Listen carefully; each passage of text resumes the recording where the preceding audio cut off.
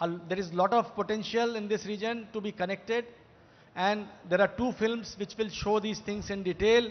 I again welcome all of you to this inaugural session, and I also thank you for being present. Thank you very much. Thank you, sir, for setting the tone of the ceremony. Well, ladies and gentlemen, the journey of Dibrugarh from the historic Dibrugarh to the present-day Dibrugarh holds a lot of significance in waterways.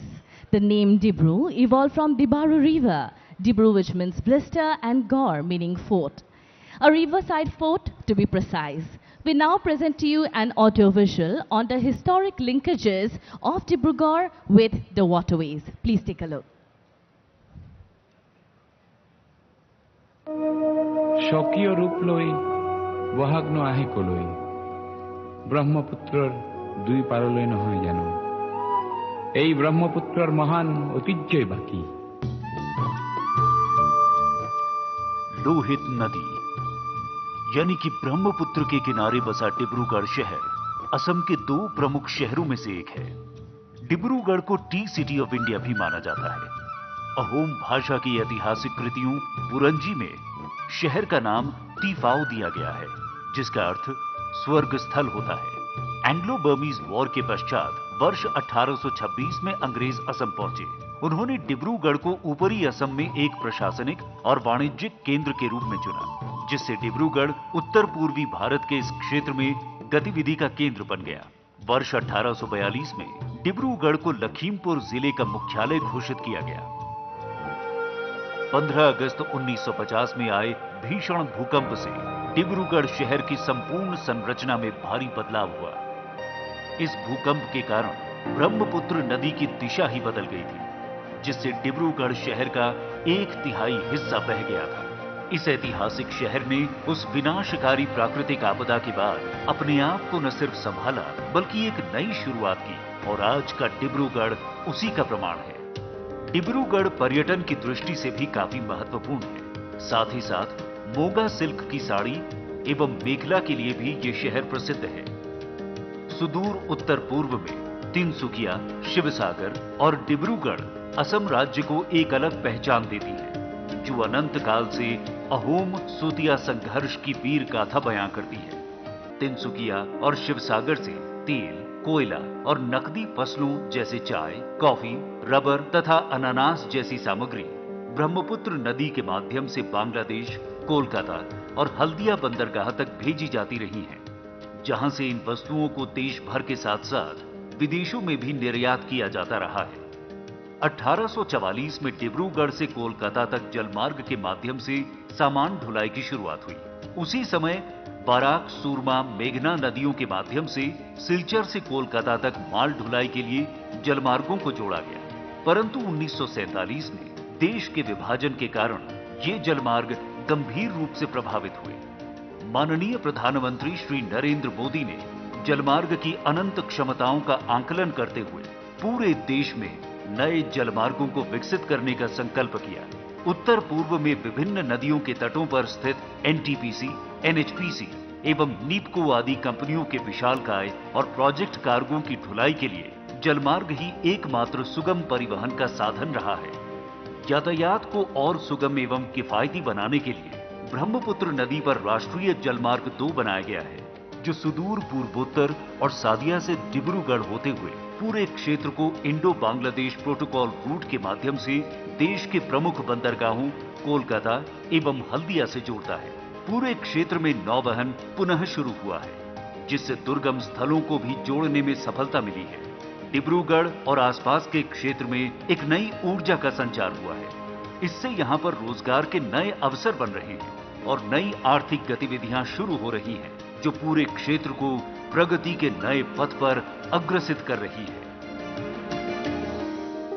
Ladies and gentlemen, we are indeed privileged to be hosting the Waterways Conclave 2022 in this historic town of Dibrugarh.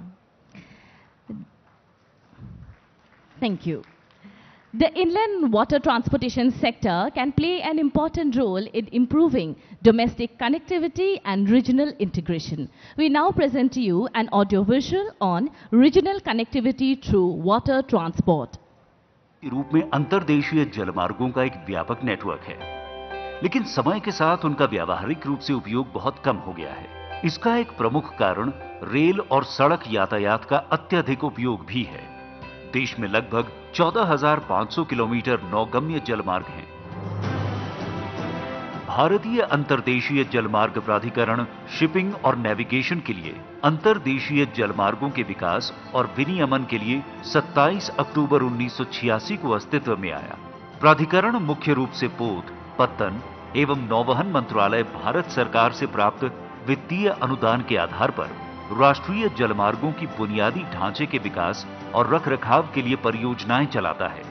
वर्तमान में अंतर्देशीय जल परिवहन द्वारा प्रतिवर्ष लगभग 105 million ton cargo का परिवहन किया जाता है, जो कम लागत और पर्यावरण अनुकूल है।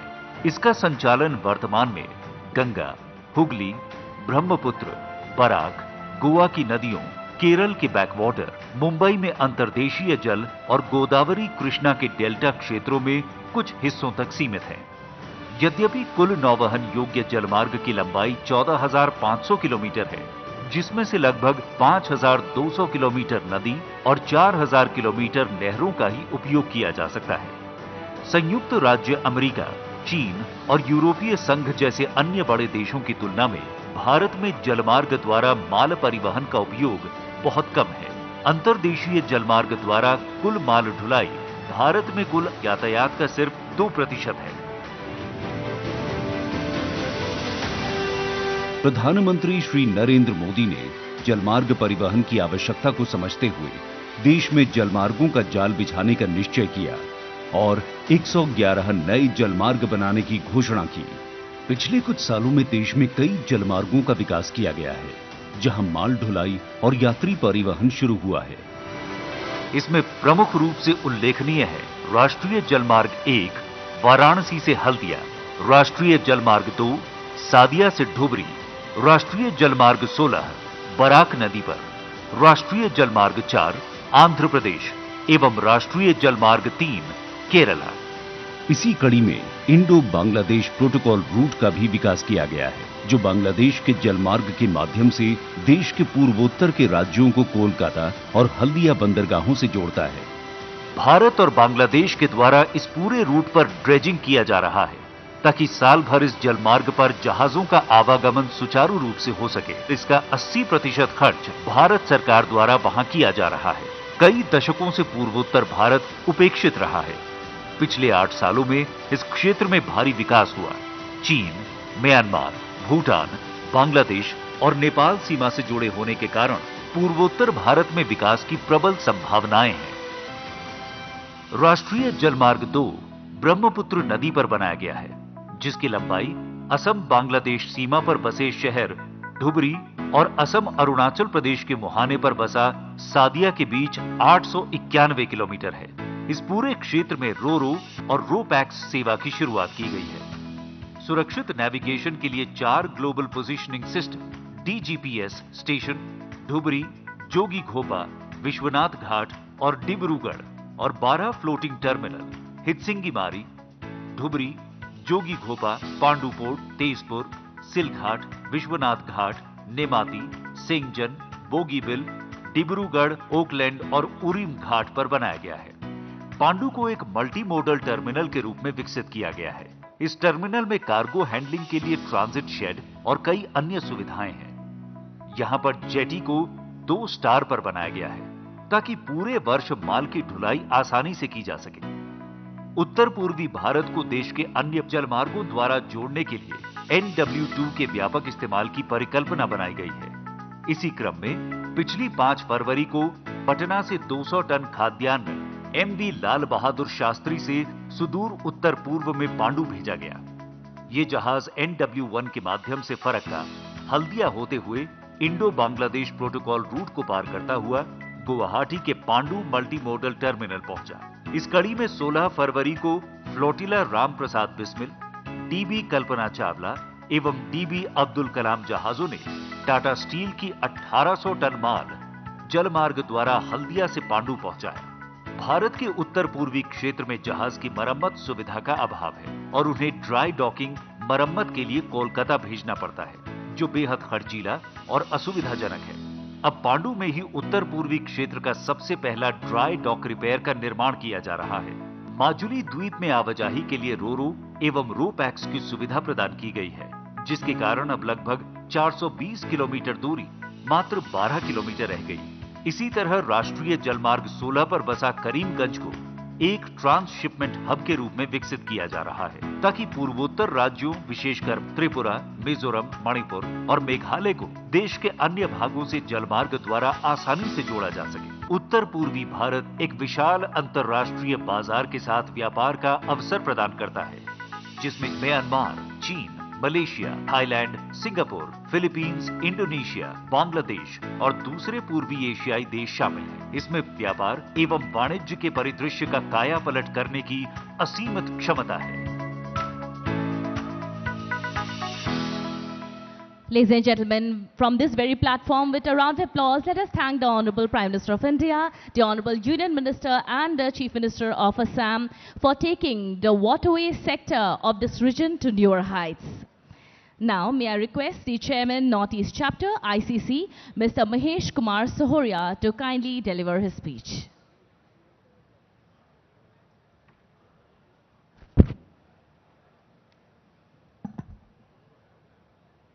Dr. Hemanta Biswa Sharma Dangoria, the dynamic and most popular Chief Minister of Assam, Sri Sarvanand Sonowal Dangoria, Honorable Minister of Ports, Shipping, Waterways and Ayush, Government of India,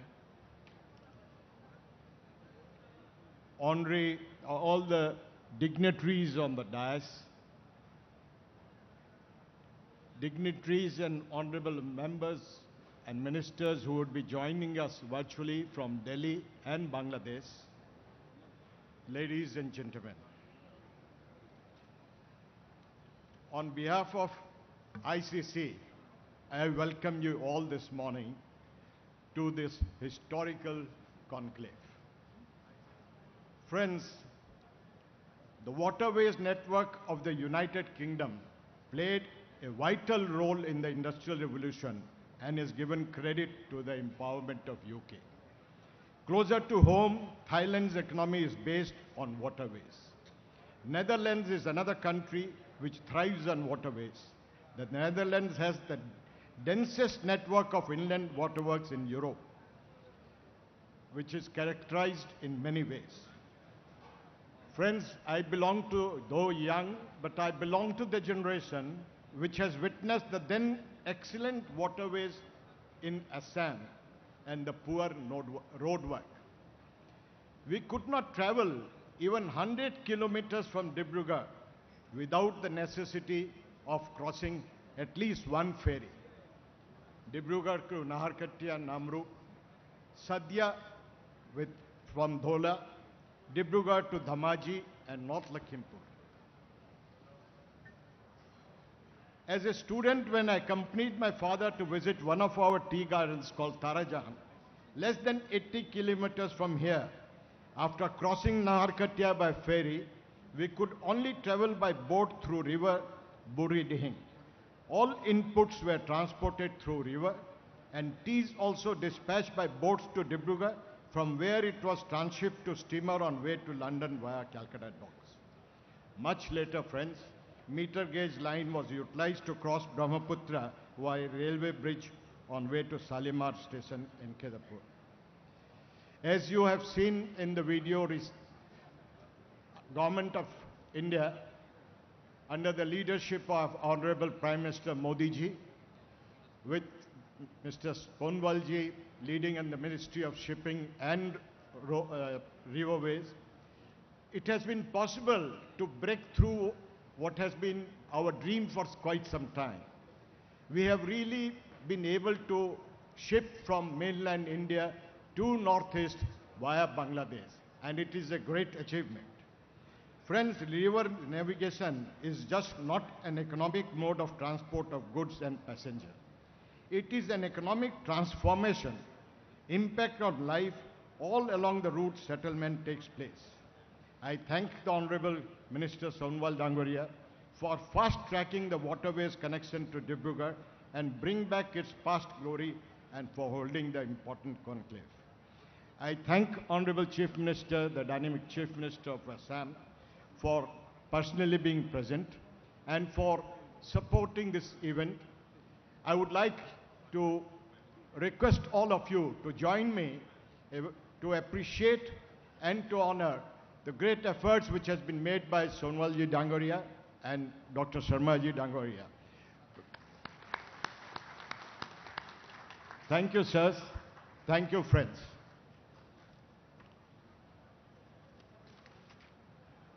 Thank you, sir. I now request the Deputy Secretary General of FICCI, Mr. Manav Majumdar, to kindly speak a few words. Kindly, sir. Good morning, everyone. Good morning. Namaskar.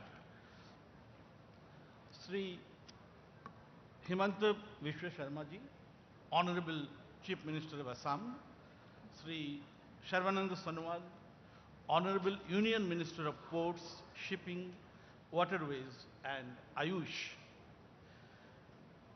galaxy of other ministers from India, Bhutan and Bangladesh. Some of them would be joining virtually. Distinguished dignitaries on the dais, off the dais and also online.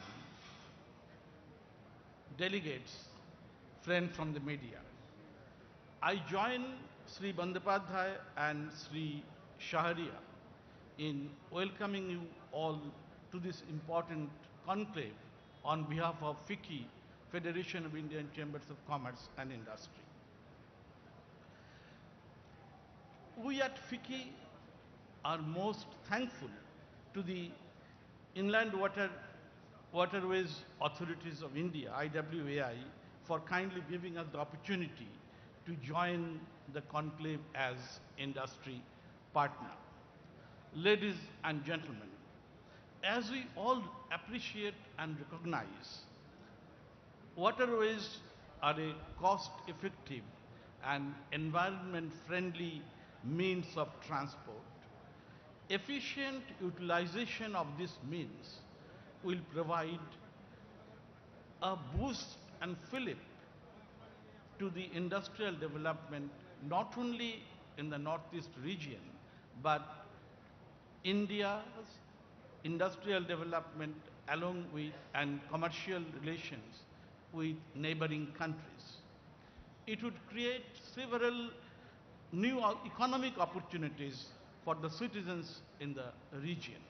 Therefore, ladies and gentlemen, the significance of this conclave is obvious. FICCI, an industry body, accords the highest priority to the development of waterways. We have an active committee led by senior members from the industry and sector. I take this opportunity to reiterate FICCI's commitment to work with the central and state governments towards realizing the potential and enormous opportunities offered by the waterways ecosystem.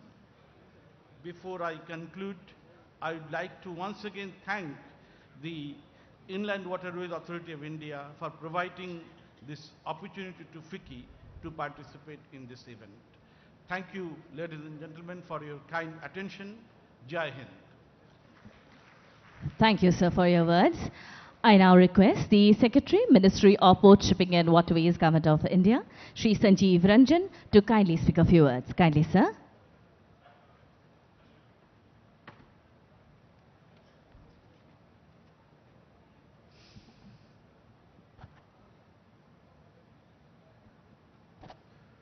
Honorable Chief Minister Assam, Shri Himanta Vishwa Sharma ji, Honorable Minister Shri Sarvanand Sonowal ji, Honorable Minister Shri Nitin Gadkari ji, Honorable Minister Shri Ashwini Vaishnav ji, Honorable Minister Shri G. Krishna Reddy ji, His Excellency Mr. Khalid Muhammad Chaudhary, Minister of State for Shipping, Government of Bangladesh, His Excellency Shri Loknath Sharma ji, Minister from the Royal Government of Bhutan, Honorable Minister Sri Rameshwar Teli ji, Honorable Minister Sri Raj Kumar Ranjan Singh ji, Honorable Ministers from the State Government, Honorable Members of Parliament, Honorable MLAs, dignitaries on the dais, and dear friends. It is my privilege to welcome you and thank you for gracing this inaugural session on the regional connectivity through waterways at this historic town of Dibrugarh. In the last few years, a number of visionary agreements, SOPs, have been signed between the countries in the region for restoring the waterways connectivity in the area which were there before the partition and to promote the inter-regional trade. Investments have also been made for developing the waterways, as a result of which a record movement of more than 100 million metric tons happened during the last year. Similarly, on the Indo-Bangladesh Protocol route, a record movement of more than 4.5 million metric tons of cargo moved because of the initiatives that have been taken in the recent past. This year, vessels carrying FCI food grains also moved all the way from Patna on the Ganges to Pandu on Brahmaputra. Steel consignments on some of the longest vessels moved from Haldia all the way to Pandu. These are initiatives which show that the waterways are now open for business. And while the promotional efforts have been made, investments have been made, as the countries move towards a green economy, more proactive measures are required by those transporting bulk commodities to bring about the modal shift from road to rail and to waterways for reducing the carbon footprint. Today, huge quantities of LPG move by trucks from Haldia port to the northeastern region. The petroleum companies which make these movements, it's time they took proactive measures to move them by waterways, to adopt the transportation methods which are greener, to reduce pollution, to reduce the congestion that we have on our roads. The commitments, long-term commitments by petroleum companies now for movement through waterways will give a clear signal to the industry to invest in the sector, to get the required vessels and the facilities created so that movement of such bulk commodities become a reality. In the spirit of Prime Minister's Gati Shakti for promoting seamless multimodal connectivity, the power companies, steel companies, fertilizer companies, which do major movements in this region, also need to draw up similar plans for the modal shift through waterways to make the movement greener, so that the country as a whole is able to achieve our commitments with regard to reduction of carbon emission targets. Today, with the guidance that we receive from the dignitaries and the deliberations of the conclave, I am sure we'll be able to draw up collaborative arrangements between all the stakeholders to make this multimodal shift possible. It is only through collaborative efforts of everyone that the ease of doing business can be promoted, logistics costs can be reduced, and I'm sure with the kind initiative of Honorable Minister, this conclave and the deliberations will go a long way in achieving this. I once again thank you all for your kind blessings, and with your kind support, I'm sure we'll be able to make this modal shift possible and restore the glory of the waterways which you saw in the videos the way it was in the earlier years. I thank you all once again.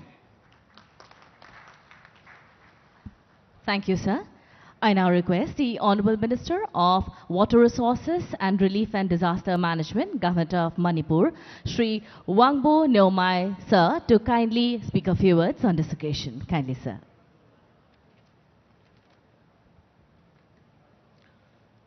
Honorable Chief Minister of Assam, Dr. Himanta Biswa Sarma, Honorable Union Minister of Ports, Shipping and Waterways and Ayush, Sri Savananda Sonowal, Honorable Union Minister, Sri Rameswar Teli, Honorable Union Minister of State, Dr. Rajkumar Ranjan Singh, Honorable Minister of Assam, Sri Chandra Mohan Patwari, all the dignitaries in the dais, ladies and gentlemen. I, on behalf of the Chief Minister of Manipur, Sri N. Biren Singh, brings greetings to one and all present here this morning. I would like to thank the Honorable Prime Minister of India, Sri Modi ji, for going down to the micro level, leaving no stone unturned to uplift the people in the country. When we talk of shipping or waterway, people instantly thought it's only in the sea, not in the rivers. However, today, Modi's government is going to even regional level, which I will say it's at a micro level as far as the shipping is concerned, to bring development and in all aspects in the country, which is much viable. Manipur state does not have much potentiality in respect of waterway. However, developing in the northeast region will directly or indirectly benefit the entire region. My state government, Manipur state government have few plans. The Barak River is the potential highway, waterway in Manipur. The river Barak is an interstate river between Manipur and Assam. The river Barak is also transboundary, a river between India and Bangladesh. The river enters into Bangladesh and Karimganj in Assam and joins with Kushiara and Surma river system. There is a proposal to construct multi-purpose dam on river Barak at Tipaimuk in Manipur. The downstream of the river reach from Tipaimuk to Karimganj has already been considered for DPR, studied by IWAI. The Barak River reaches in the upstream of Tipaimuk up to National Highway 53, crossing at Nongba 60 kilometers, has a potential to develop river navigation in Manipur and hence may be considered as a Barak extension. The river is navigable round the year with 10 tons vessel during lean period and 50 tons vessel during flood period. Besides the river Barak, the water transport can also be developed in Lotak Lake in Manipur. The Inland Waterway Authority of India has already sanctioned some schemes for development of terminal facilities on the Lotak Lake. Manipur government also has desired to conduct DPR studies on the following ferry service on Lotak Lake during second phase. From Tokmu to Sandra for promotion to tourism, Topokpi to Sandra via Ningthaukong, Sandra to Komlakong via Thanga, Komlakong to Phaibok Chau via Karang Island, Phaibok Chau to Mayang Infal via Karang Island, Mayang Infal to Topokpi via Ningthaukong. With this, I would like to thank the organizing committee for giving me this opportunity to share a few words. Thank you so much. Thank you, sir. I now request the Honourable Minister of Transport, Industries and Commerce and Skill, Government of Assam, Sri Chandra Mohan Patwari, to kindly speak a few words on this occasion.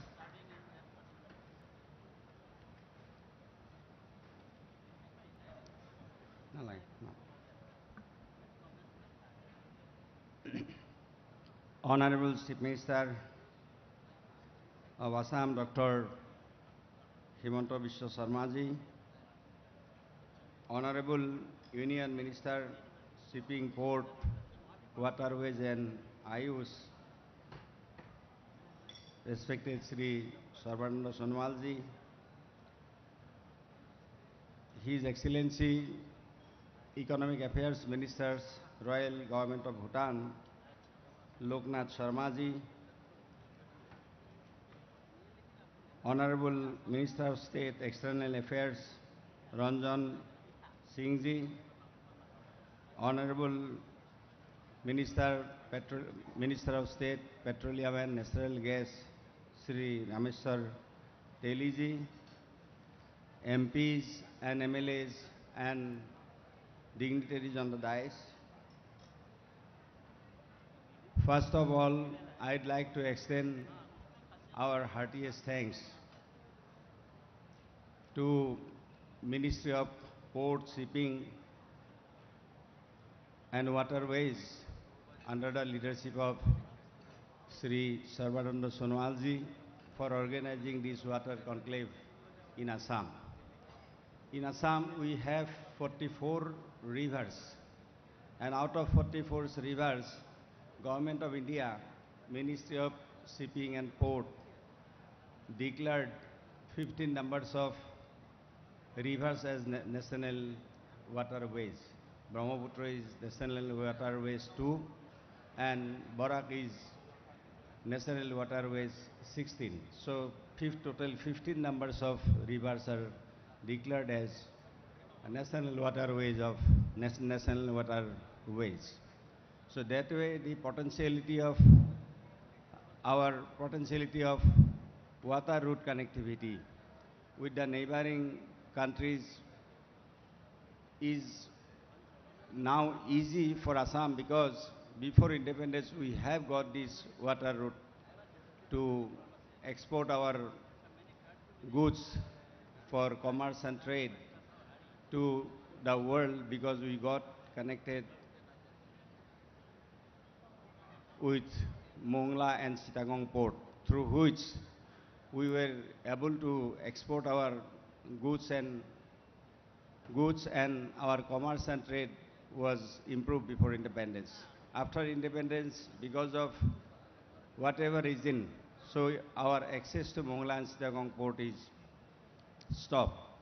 But after Sri Narendra Modi ji, our Honorable Prime Minister, when signed protocol with Bangladesh, now this is a good news for us, and it is a game changing, and we have got now access to Mongla and Chittagong port.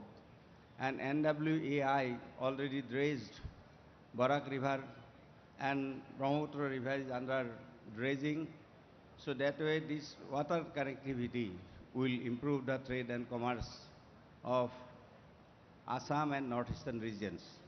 And apart from that, MEA, Ministry of External Affairs, Government of India, now about to complete the Situe port at Myanmar, and Myanmar will be connected with Mizoram, and that way will be connected, Myanmar will be connected through Mizoram with northeastern region states. So this is one good news for us, that this port is already completed, and now it will be inaugurated, and then we will be connected with Mizoram through waterways. So in Assam also, now the other rivers national, which are declared as national waterways, so that we are trying to dredge, and we have discussed to purchase some small dredgers so that we can dredge those small rivers also for business and industries and commerce. And apart from that, I would like to inform our Minister, Port and Shipping and Waterways, that our Honorable Chief Minister this time, for the first time, our Honorable Chief Minister is very kind that the shipbuilding is also included in the industries, and all shipbuilders will get the same benefit as industries are getting benefit under national policies and state policies. So I would like to extend my heartiest thanks to our Honorable Chief Minister for his this bold decision. And apart from that, total 14,500 kilometers of navigable water in the country. Assam alone has got 1,500 navigable water route. So I hope Government of India, the way they are helping now, Slipway also now started by IWAI at Pandu. So I'll not take much of your time.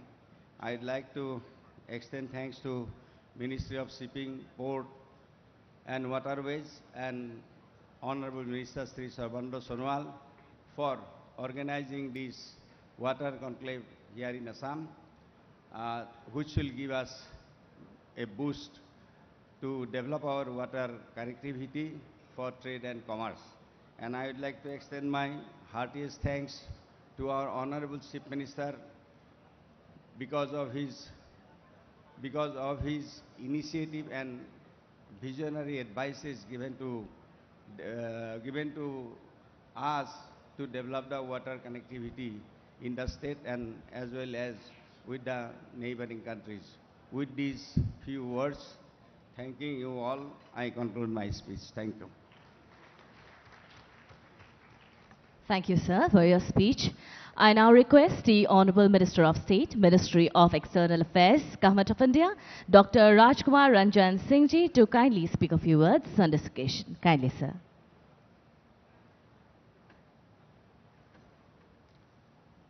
Honorable Chief Minister Shri Hemanta Biswa Sharma ji, Honorable Minister of Port, Shipping, Waterways and Ayush Shri Sarvananda Sonowal ji, Honorable Minister Road Transport and Highways Shri Nitin Gadkari ji, His Excellency Mr. Leonpur Loknath Sharma ji, Ministry of Economic Affairs, Royal Government of Bhutan, and Mr. Khalid Mohammed Chowdhury ji, Honorable Minister of State for Shipping, Government of Bangladesh, and my colleague, the ministries in the Government of India and the state, and also my colleague MPs on the dais. And on the lines, ministers are also, I just mentioned, it's a very great opportunity for us. Then the senior official of Ministry of Port, Shipping and Waterways, colleague from Inland Waterways Authority of India, steam industry experts and participants. It is a privilege to participate in this conclave. It is indeed high time to harness the potential of Northeast region through development of waterways ecosystem and through development of inland waterways, link multimodal projects in the northeastern regions. When we look northeast in a map, we realize two things immediately. The first is that we are a landlocked region. Second is that close to 99% of the region's boundaries are international. One aspect which is apparent but hardly given any consideration is how close we are to the Bay of Bengal. However, to explore and leverage this proximity with the Bay of Bengal, we need to explore our inland water system through mutually benefited cooperations with our international neighbors. This is one sure-shot way to gain cost-effective access for our products and leverage our geographical endowment for economic well-being for the region and for our partners. This is one cost-effective way to secure our supply line. Friend, may I congratulate the Honorable Minister of Port, Shipping and Waterways and his team for this very timely exercise. I remain confident that discussions during this conclave will have identified many action points which can be followed up for the growth of this region. This is indeed timely, given that India's northeastern region has the potential to be a key player in the development of inland water transportations. And this pertinent given Honorable Prime Minister's objective to revitalize the Northeast as India's new growth engine.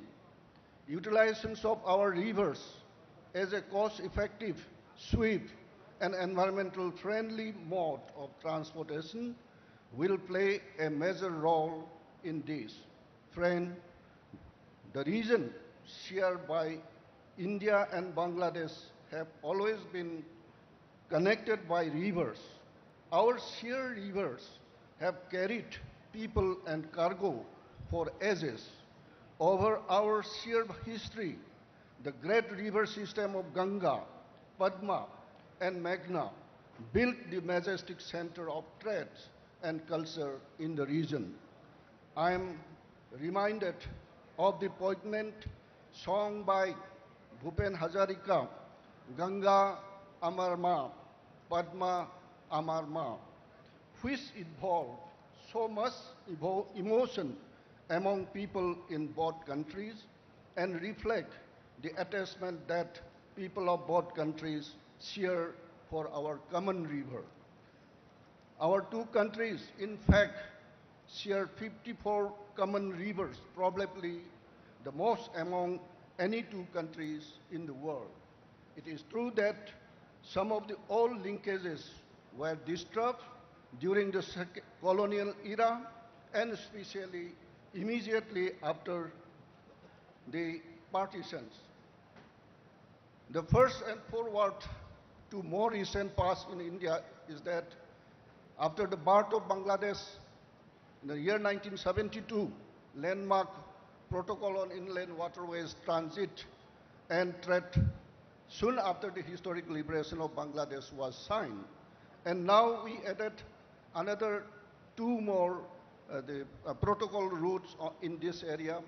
And that's why I hope today's conclave and yesterday's discussions may highlight different points which can be taken up in the near future, and so that the region is also endowed with agricultural ecosystem. All our products can be promoted through these inland waterways, linking with the Bay of Bengal and far beyond that. And this will be a good chance for the northeastern region. With these few words, I want to quote one last sentence from the International River Network.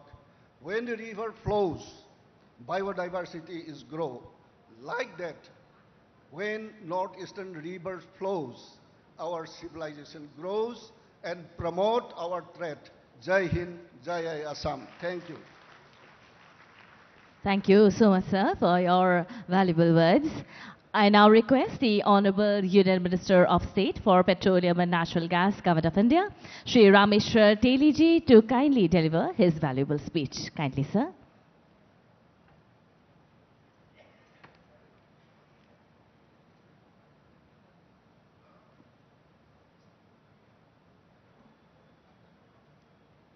Namaskar.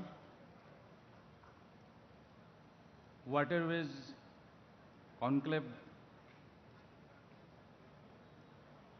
2022 की इस मंच पर उपस्थित हमारे असम के जनप्रिय मुख्यमंत्री हिमंत बिस्व शर्मा जी, हमारे shipping, port, waterways, Ayush विभाग के मंत्री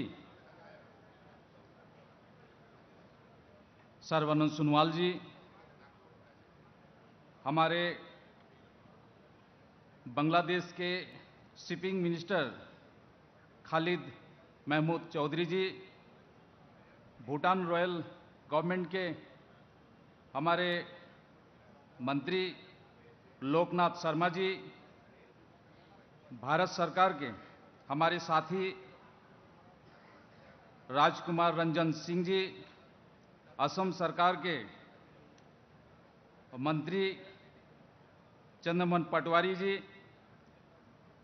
बिमल बोरा जी, मणिपुर सरकार के मंत्री वांग लिउमाई जी, हमारे पोर्ट शिपिंग एंड वाटरवेज के सेक्रेटरी संजीव रंजन जी, हमारे डिप्टी सेक्रेटरी जनरल फिकी के मानव मजुमदार जी, हमारे Indian waterways authority of India के चेयरमैन संजय बंदोपाध्याय जी, हमारे फिकी के नॉर्थ ईस्ट के चेयरमैन महेश कुमार सोहरिया जी, वर्चुअली हमारे साथ जुड़े हुए हमारी भारत सरकार के मंत्री नितिन गडकरी जी और रेलवे मंत्री अश्विनी वैष्णव जी, हमारे नॉर्थ ईस्ट के डोनर मंत्री जी किशन रेड्डी जी, इस मंच पर उपस्थित हमारे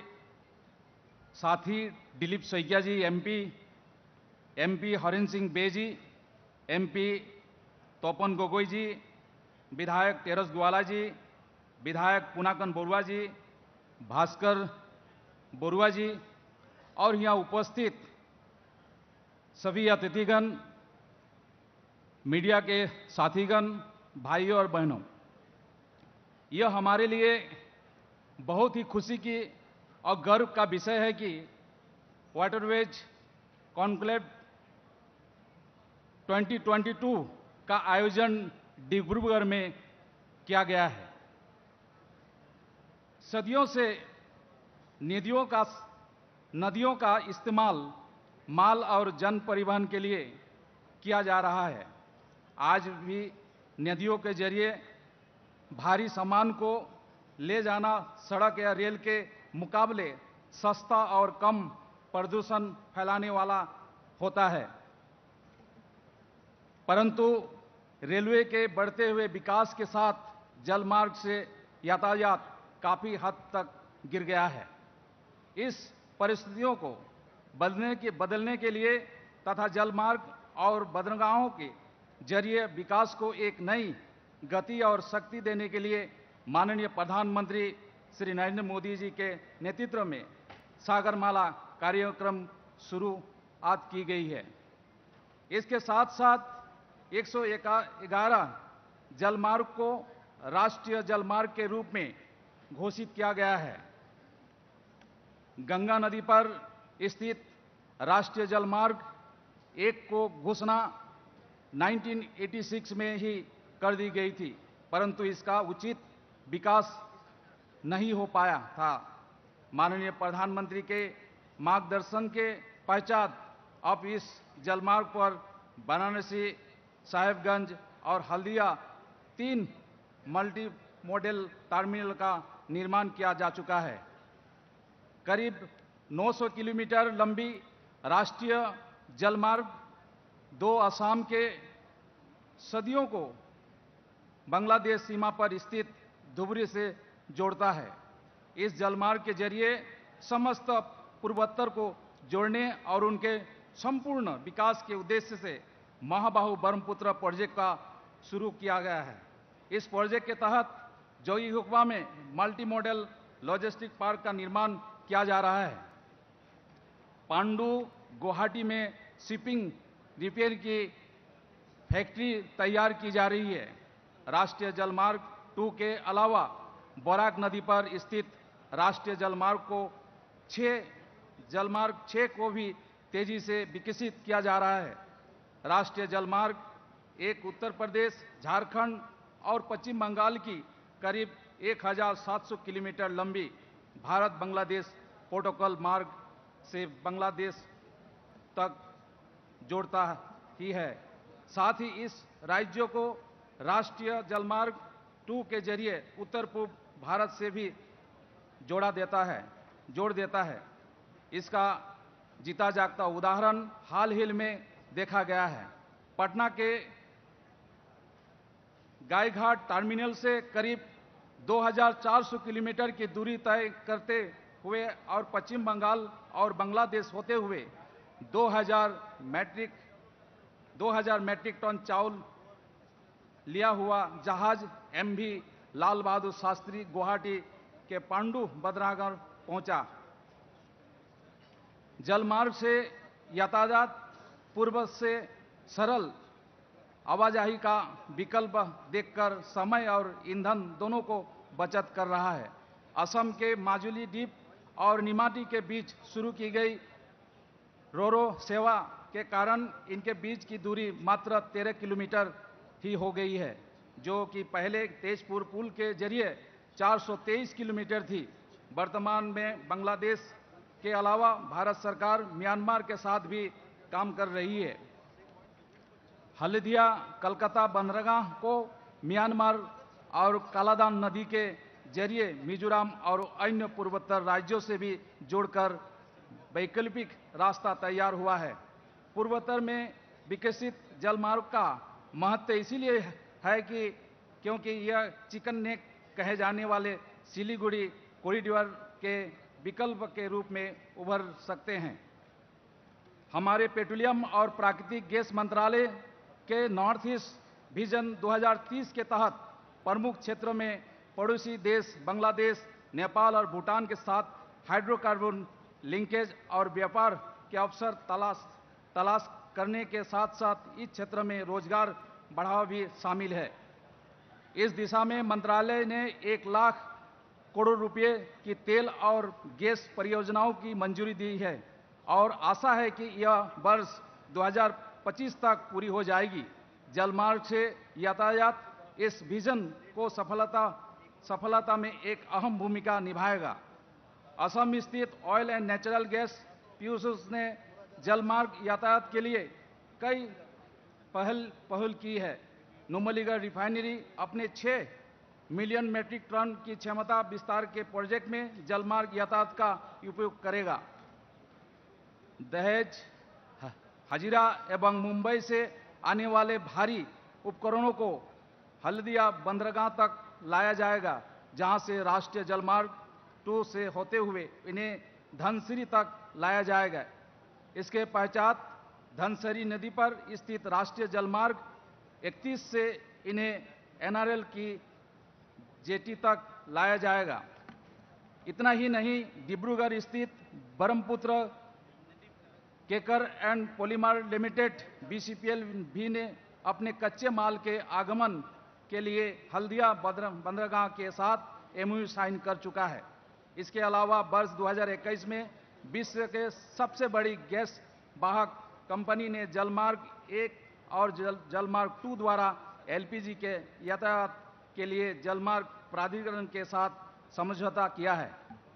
राष्ट्रीय जलमार्ग का मजबूत नेटवर्क उद्योग क्षेत्रों को नई ताकत देगा और परिवहन की दौर में कटौती करके व्यापार को बढ़ावा देगा।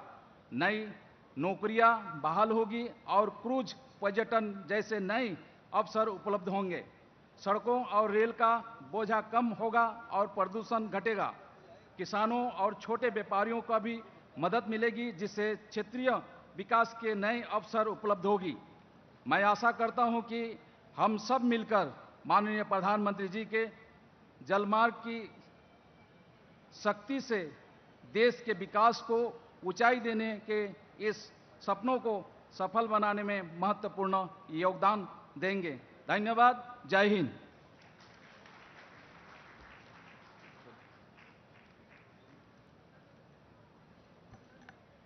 Thank you, sir. I now request the Honorable Minister of Economic Affairs, Royal Government of Bhutan, Mr. Yonpo Loknath Sharma ji, to kindly address. Kindly, sir.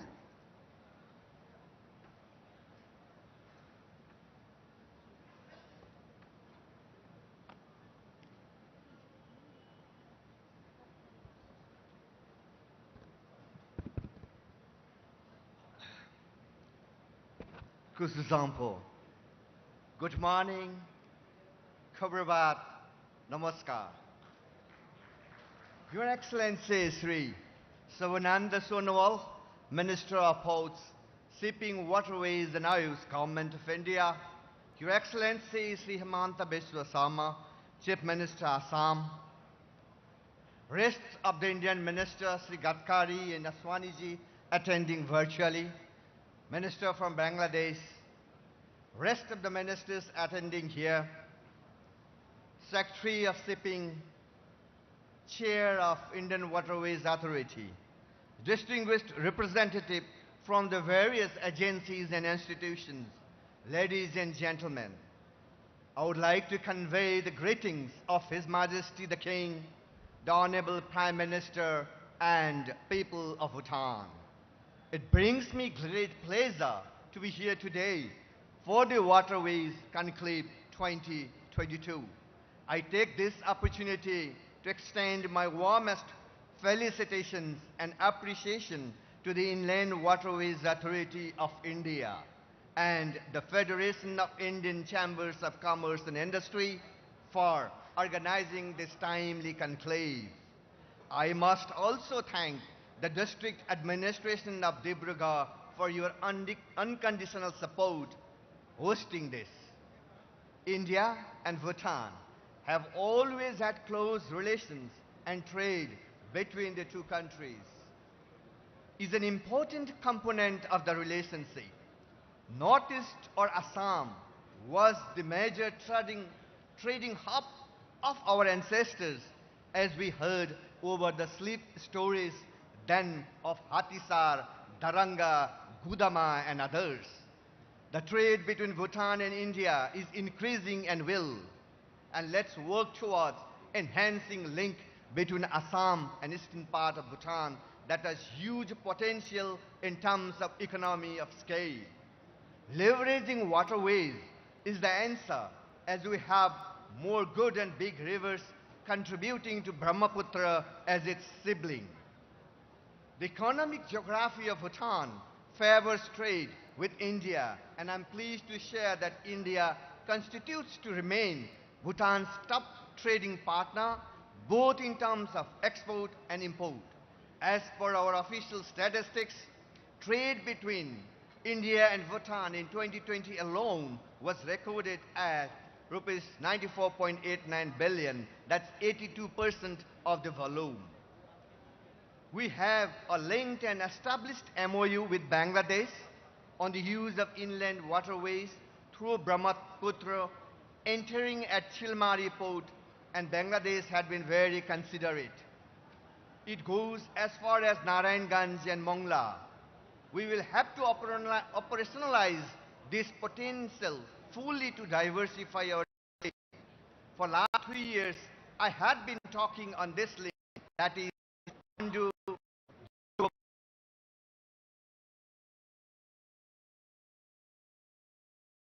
sail through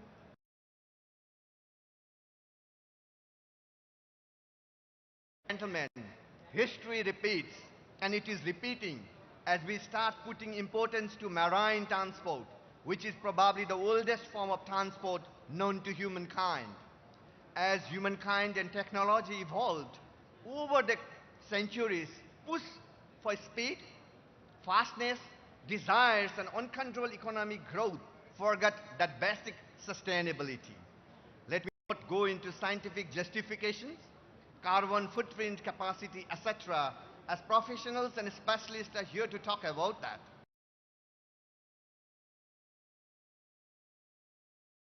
And all for regional connectivity over global connectivity. Ladies and gentlemen, Prime Minister Modi's Gati Shakti National Master Plan aims to fast-track the development of multimodal projects in the Northeast region for energizing economic activities and enhance business opportunities and employment generation too. And it's welcoming to see that the conclave is focused on harnessing the domestic and international potential of waterways ecosystem in the northeastern region of India. We are, in Bhutan, are extremely excited to hear about this master plan and also about other plans, such as the one to develop a multi-million-dollar multimodal logistic park in Jogigopa.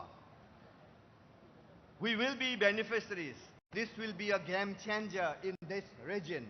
Bhutan is part of this region, Northeast and Bangladesh. It will definitely have huge impact.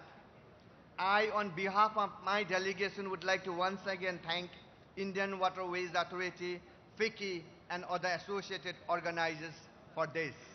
Let me finally say that जल यातायात झुकेगा नहीं, झुकेगा नहीं, and जल यातायात is here to stay. ये कभी नहीं छोड़ेगा हम लोगों को। जल से विधा नहीं पाएंगे हम लोग, इसीलिए हम लोग सब कोशिश करके जल यातायात को मजबूत बनानी होंगे। Thank you and wishing all happy happy happy rangoli Bihu. धन्यवाद, धन्यवाद, thank you. Thank you so much, sir, for such valuable words from you. Well, now we proceed for the exchange of 6 MOUs and agreements. So I request all the delegates to kindly come forward as we are running short of time. The first one is between the Inland Waterways Authority of India and Guwahati University for research and development, consultancy, investment, etc. in inland waterways. I request Sri Ashutosh Gautam, Member Technical and Member Traffic and Logistics, and from Guwahati University, Professor Pratap Juti Hondikoi, the Vice Chancellor of Guwahati University, and Professor Shikhar Kumar Sharma, the Director of Center for Brahmaputra Studies, Guwahati University, to kindly come forward and exchange the MOU.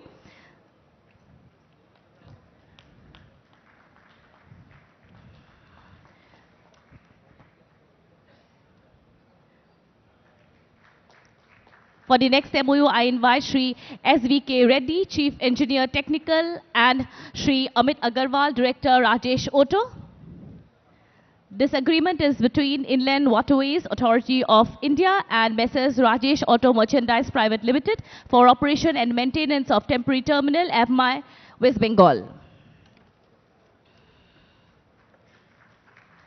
For the next MOU, I invite Sri Ravi Kant, Chief Engineer and PM GMVP, and Sri Jalaluddin Sheikh, authorized signatory, agreement between Inland Waterways Authority of India and Messrs. Zimex International for operation and maintenance of temporary terminal at Mai, West Bengal. For the next MOU, I invite Sri A. Selva Kumar, Director AWAI, Guwahati, and Sri Pranjal Sangmai, General Manager, Operation. The MOU is between Inland Waterways Authority of India and Brahmaputra Cracker and Polymer Limited for transportation of their cargo using inland water transport. For the next MOU, I request Sri A.K. Bansal, Director Traffic and Logistics, and Sri Ranjan Sinha, Chief of Shipping and Logistics Operation, to kindly come forward. This is the MOU between Inland Waterways Authority of India and Tata Steel Jamshedpur for transportation of their steel cargo using inland water transport. For the next MOU, I invite Sri Subrata Chaudhary, Additional Secretary to the Government of Tripura, Transport Department, and Sri K.K. Dhawan, Vice President. MOU between Government of Tripura and Indian Register of Shipping for cooperation of survey of vessels and training of personnel.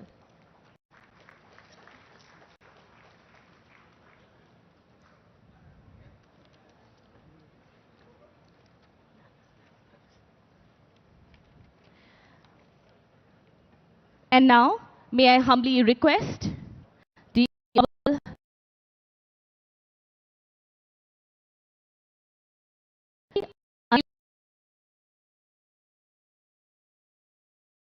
join in.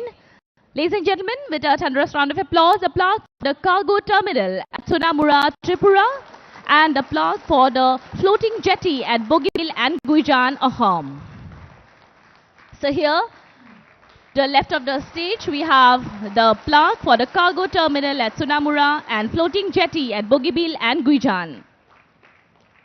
I now request our dignitaries to kindly flag off the scheduled cargo service from NW2 and NW1.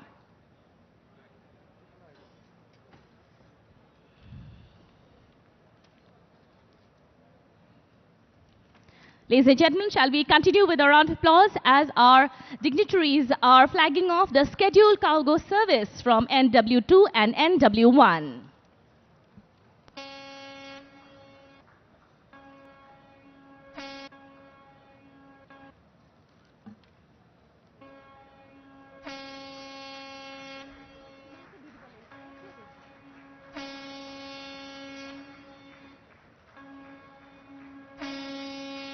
Here on screen we can see the cargo services.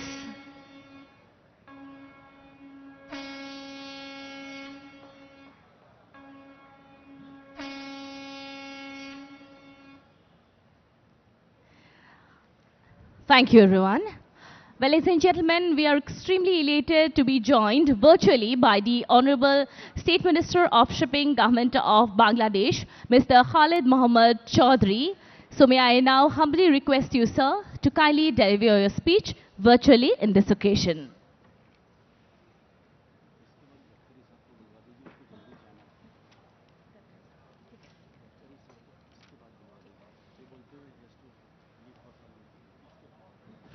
Can we turn the volume a little up, please? Sri Hemant Sharma, Honorable Chief Minister, Government of Assam, His Excellency Singh Gadkari, Honorable Minister Roads Transport Highway, Government of India, His Excellency Sri Sarvananda Sanwal, Honorable Minister of Port, Shipping, Waterway and Ayush, Government of India, His Excellency Sri Ashwini Vishnu, Honorable Minister, Communication, Electronic Information Technology and Railway, Government of India, His Excellency Kishan Reddy, Honorable Minister, Development of Northern Region, Government of India, His Excellency Mr. Leon Paul Loknath Sharma, Honorable Minister of Economic Affairs, Royal Government of Bhutan, His Excellency Sri Ramesh Chali, Honorable Minister of State from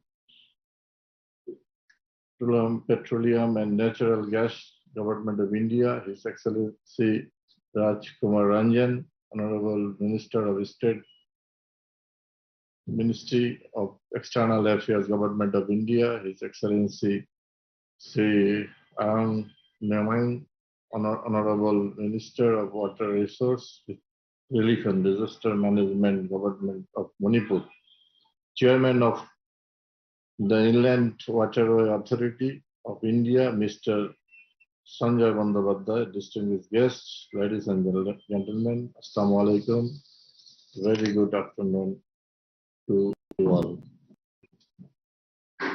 First of all, I like to congratulate His Excellency Mr. Sarvananda Sanwal, the Honorable Minister of Port, Shipping, and Ayush, Government of India for arranging an event which focuses on waterway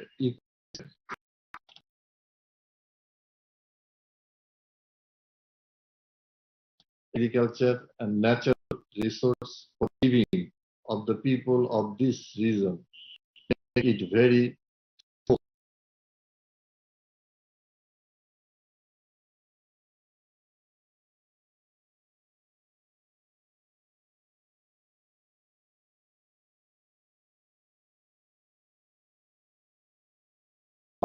population seriously from the sea level rising and increasing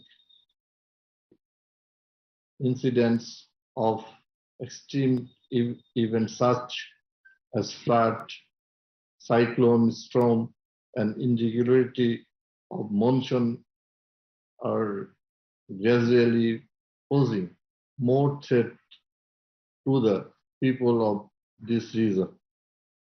We on the part of the Ministry of Shipping are also facing the same concerns in maintaining of navigability of our river routes. Water transport is the most economical and environmentally friendly mode of transportation. Historically, Bangladesh is a riverine country. River marks the physiography of the nation as well as play a huge role in the life and livelihood of its people. More than 600 million people in Bangladesh and India live along the Ganges, Brahmaputra, and Meghna rivers. Million more live near their navigable tributaries. Moving goods via water is cheaper and more environment friendly than any other means in general and by track on congested highway in particular. Reviving the sprawling network of inland waterway, integrating them with coastal shipping is a priority to expand trade. A fully functioning network will allow a shipping to pick up freight in Assam and sail south on the Brahmaputra River into Bangladesh. There are around 700 rivers in Bangladesh, out of which 54 are turn boundary between Bangladesh and India. The total length of the waterway of Bangladesh about 13,000 kilometers. Of this, 8,433 kilometers is navigable by larger vessels in the rainy season, while in the dry season, about 4,800 kilometers is navigable. This waterway can be utilized for transportation and distribution of goods between Bangladesh, India, as well as between land-linked Nepal and Bhutan, and semi-land-linked territory of Northeast India. The Protocol of Inland Water Transit and Trade, which has been the instrument under direct supervision of the father of nation, Bangabandhu Sheikh Mujibur Rahman, is significantly contributing to the bilateral trade between Bangladesh and India, particularly for the transportation of goods from other part of India to the northeastern state. The agreement on use of Chittagong and Mongla port for movement of goods to and from India is also another milestone of friendly gesture between both the country. The Minister of Shipping of both Bangladesh and India are actively engaged in enhancing trade and commerce as well as people-to-people connectivity. I believe that the exciting ties between the Minister of Shipping of both countries will grow strength to strength for mutual benefit both the nations. Bangladesh has been boosted by the favorable geographical location to serve as a connectivity link between the 7 northeastern states of India as well as with the land link Bhutan, Nepal. We are striving to develop useful connectivity with our neighbors. To that effect, a number of mega projects are being developed. On completion of this project, we expect to enter into a new horizon of socio-economic development of the country. Learned audience, I understand that the object of Waterway Conclave to 2022 is explore opportunity, find solutions for exciting challenge, share best practice, and identify a way to collaborate among maritime sector of South Asian nation in order for enhancing uh, logistical efficiency and policy support measure, as well as to accelerate synergies among various organizations. I firmly believe that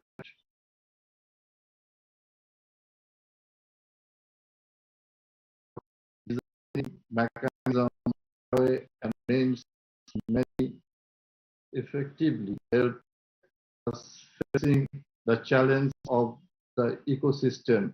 As such, more regional understanding, collaboration, and cooperation are required between the South Asian countries. I hope that the Waterway Conclave 2022 will be bringing considerable positive outcome. So the deliberation of the conclave indications to minimize of negative effects of the ecosystem of this region will also emerge. I express my sincere thanks and gratitude for the organizers for inviting me to be a part of this significant event. At the same time, I apologize to the dam not being able to be present physically, as I need to observe some health restriction. I hope the Waterway Conclave 2022 a grand success. Joy Bangla, Joy Bangabandhu. Long live Bangladesh-India friendship. Thank you all. Thank you, sir, for joining us. Well, ladies and gentlemen, we are extremely honored to be joined virtually by the Honorable Union Minister of Road Transport and Highways, Government of India, Shri Nitin Gadkari ji. So now, may I humbly request you, sir, to kindly deliver your valuable address. Kindly, sir. Namaskar. Honorable Chief Minister of Assam, Himant Biswa Sharma ji. My cabinet colleague, Honorable Minister Sarbanand Sonowal ji, my cabinet colleague, Honorable Minister Ashwini Vaishnav ji, my colleague Sri Kishan Reddy ji, Honorable Minister Lainopo Loknath Sharma from Bhutan, Honorable Minister of State for Shipping of Government of Bangladesh, Honorable Mr. Khalid Mohammad Chowdhury ji, Sri Sripad Naik ji, Sri Shantanu Thakur ji, Dr. Rajkumar Rajan Singh ji, Sri Rameshwar Teli ji, Sri Amanglo Nivani ji, all distinguished dignitaries, officials, colleagues, and invitees from the industries, and all my dear friends. First of all, it's a great pleasure and pride for me because today's conference is very much important as far as the development of Northeast is concerned. Our Prime Minister vision is to make Indian economy of $5 trillion. And for that reason, we need to develop Northeast part of the country.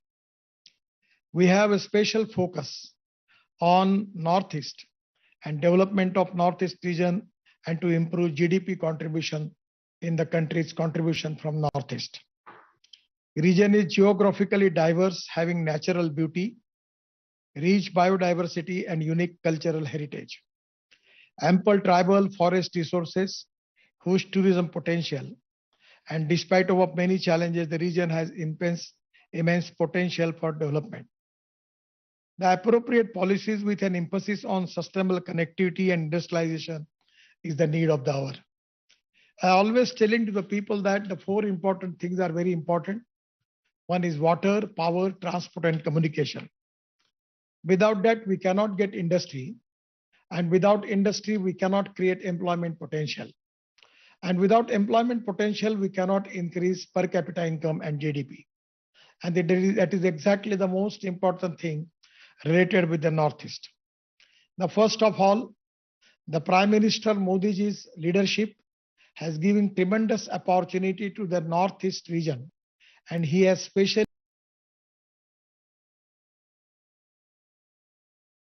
regarding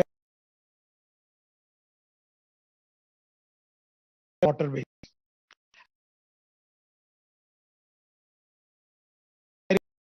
Efforts on development of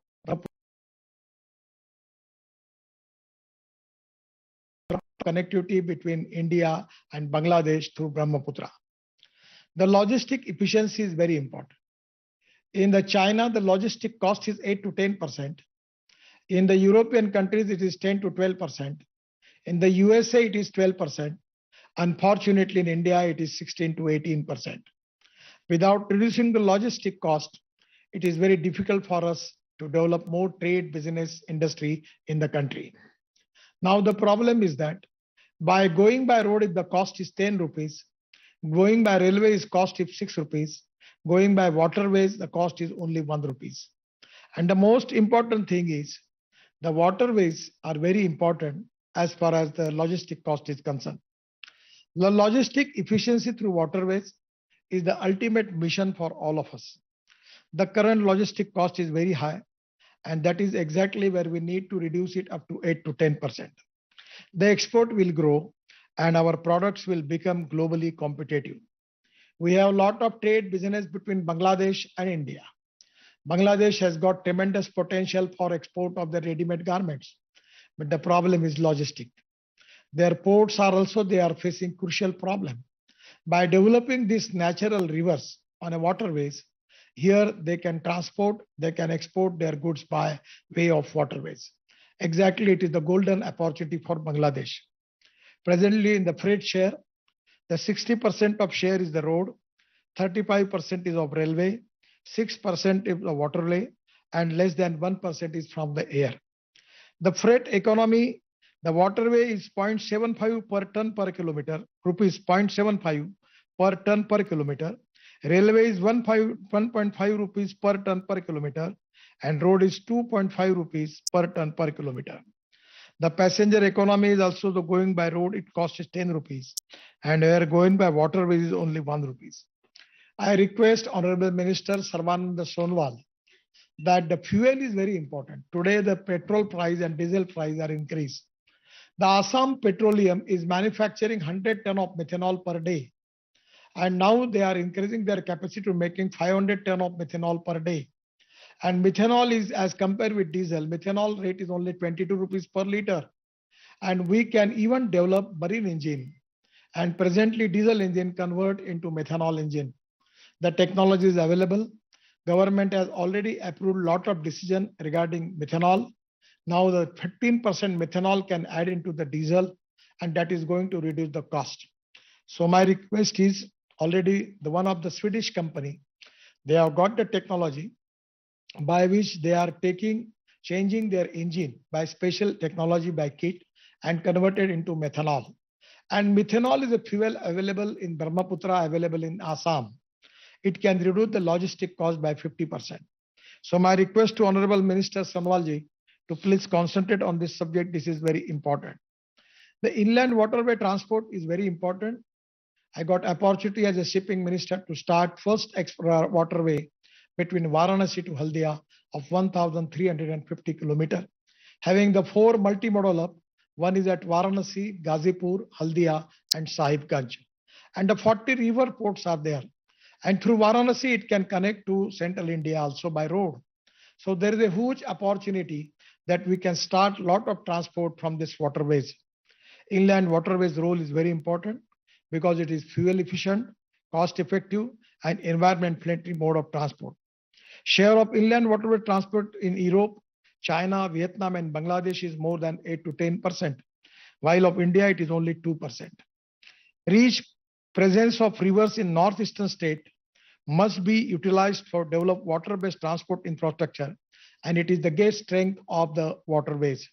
I request Honorable Chief Minister, Mr. Sharma of Assam, that you should take the initiative as far as the Assam is one of the bigger state in the northeast, where you can start a lot of development in the Assam. When I was minister, we developed Pondi Jetty in Guwahati. We have developed a lot of ports, start the Ro-Ro services. I feel that here you can start the passenger transport in Brahmaputra. And by creating Ro-Ro and Ro-Packs, it can be also a golden opportunity. It can even reduce the time and the cost for the people by and large. Already at that time, we planned 9 places where we start ro-ro and ro-packs. And that is to be very beneficial for the people. I feel that this can be a good thing. From Varanasi to Haldia, with 3-meter draft is available. It can be a great potential for Assam and Northeast to take the advantage of this. The dredging has been carried out from Haldia to the Bay of Bengal and in Bangladesh over 250 kilometers up to Mongla port. I remember when Sushma Swaraj was foreign minister. At the time, Prime Minister of Bangladesh requested to Sushma ji that if we can make the dredging up to Mongla port 250 kilometers in Bangladesh. As a shipping minister, when the request come to me, we have taken decision, and with the help of World Bank, we have completed the dredging between the up to the Mongla port in Bangladesh over 250 kilometers. When I was shipping minister, we have started Sagarmala Pariyojana with 576 projects costing rupees 12 lakh crores. And in 2019, work started on 119 project costing 2.5 lakh crore. In 2019, the project were awarded worth rupees 1 lakh crore. DPRs were made for 152 projects costing rupees 1.5 lakh crore. And 69 projects of cost of 14,000 crore have been completed till 2019. I am confident my honorable colleague Sarvanand Sonwal has given highest priority for developing the project of Sagarmala, and particularly in the Northeast region. It will be definitely going to be a game changer for the people of Northeast. The developmental works at ports is equally important. The development of smart industrial city in 1,425 acre land at Kandla port at cost 12,000 crore is already approved. Development of special economic zone in 277 acre land at JNPT at an investment of 12,000 crore is already proceed. Development of smart industrial port city in 277 acre land in Paradip port at the cost of 5,000 crore is going on. The infrastructure development at Inaugural port with an investment of 5,000 crore, and development of maritime cluster in 25 acre land in Sri Perumbar dry port at Chennai at the cost of rupees 500 crore is also going on. The infrastructure development work in 1,000 acre land of Tuticorin port, development of 26 infrastructure project costing rupees 4,000 crore is also very important. The project is going on, and I am confident that Honorable Mr. Sonwalji, under his able leadership, 100% we will get good success in this mission. When I was shipping minister, I had taken many important policy decisions to bring transparency and efficiency improvement in port operation. And I always happy that my honorable colleague Sarvanand Sonwal is also on the same line, and 100% it will give good result. The Indian ports profit increased from 1,026 crore to 3,405 crore. Here it is to be a most important thing for the country. The capacity was increased from 8,500 lakh ton to 14,772 lakh ton. This is also a very remarkable achievement. The Inland Waterways Authority of India that work in the state of Assam is very important. They have started 2 pair of Ro-Ro ferry services, development to Ro-Ro cum IW2 terminal at Dibrugarh, development of ship repairing facility at Pandu, initiated development of National Waterways 2 project with the final assistance from World Bank. And these are very important for Assam and Northeast. And our Sarvanand Sonwal is already giving priority for development of this project. The number of national waterways increased from 5 to 111. We have already passed the bill in the parliament when I was minister. And work has been started on 8 national waterways. The National Waterways 2, NW2 through Brahmaputra River, is the most important waterway in the Northeast region of India. And this waterways is going to change the socio-economic scenario of Northeast. And at the same time, it is equally important for Bangladesh. The terminals developed at Varanasi, Sahibganj, Haldia, and Gazipur. In 2016, the movement of 30 cargo vessels happened from Varanasi to Kolkata through national waterways and 1 on pilot basis. In 2018, 16 containers transshipped from Kolkata to Varanasi. 11 consignments were transported from Odisha through Indo-Bangladesh Protocol route by Power Grid Corporation of Limited. And 2018, the flash was transported through Indo-Bangladesh Protocol route, covering a distance of 2,085 kilometers from Kahalgaon, Bihar to Dibrugarh in Assam. These are the very important events and which are the most important thing and success story of inland waterways. The trade initiatives with Bangladesh is very important. I remember in 2018, the MOU was signed between India and Bangladesh for use of cargo movement around the year between Chitgaon and Mongla port.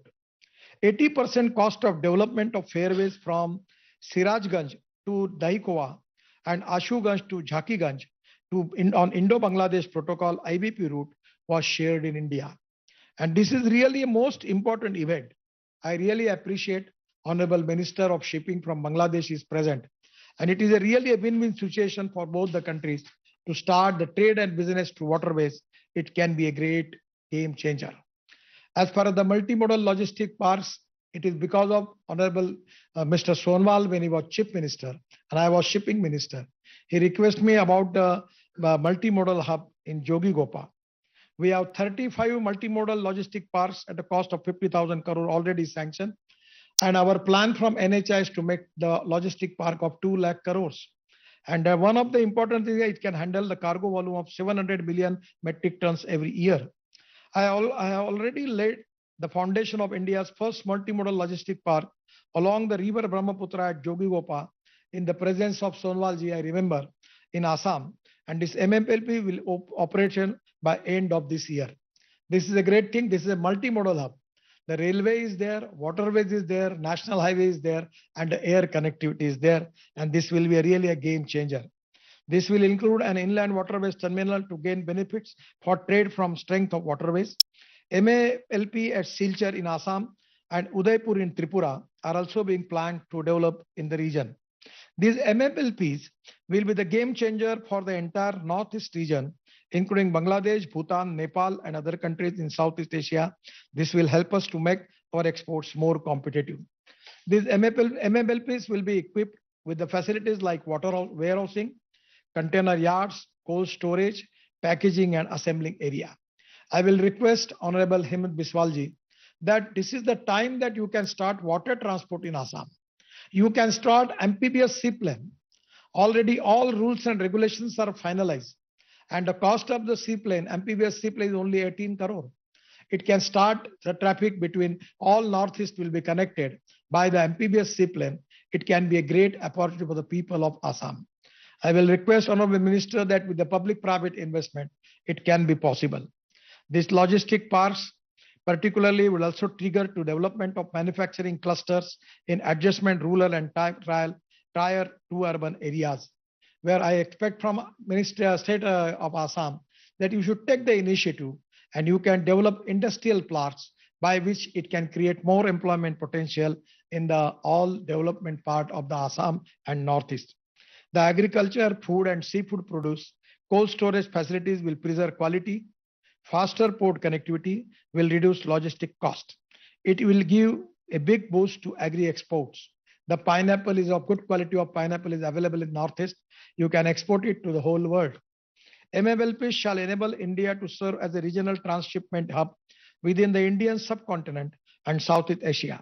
This should give an advantage of transship exim cargo and containers between the eastern and western coastline of India. I feel that here is the huge potential for Northeast because of Brahmaputra and connectivity to Bangladesh. The road infrastructure in Northeast is moving very fast. Already we have taken a lot of program, and from last 7 years we are working in road infrastructure in Assam, and you are all experienced about it that it is to be very, very beneficial for the people of Northeast. I only promise you that after within 5 years, you will have a good road infrastructure of USA standard. We are developing 4 ways. We are developing new green express highways. We are developing 2-lane pave shoulder roads, and we are developing roadside amenities. And I feel that it is going to be a game changer. The 111 lakh crore under the National Infrastructure Pipeline, the road sector will account of 18% of this capital expenditure over the period of 2025. And where we are giving highest priority for Northeast. Under the phase 1 of Bharatwala, we were constructing national highway of the length of 34,800 kilometers with a total capital cost of 10,35,000 crores and development of 22 greenfield express highways. I really happy that we are also giving highest priority for Northeast for that. Because as far the Northeast is concerned, we are giving special priority for development of road infrastructure in the Northeast area.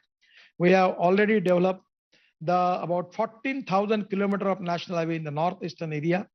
NHIDCL is our special organization from the ministry, which is giving highest concentration and priority for development of road infrastructure and border connectivity in Nepal, Bangladesh, and Myanmar. 1,876 kilometers of highway will be developed under Bharatmala in Northeast. Pariyojana Phase 1 of total cost of 40,000 crore in the northeastern state, out of which about 1,430 kilometers has been awarded.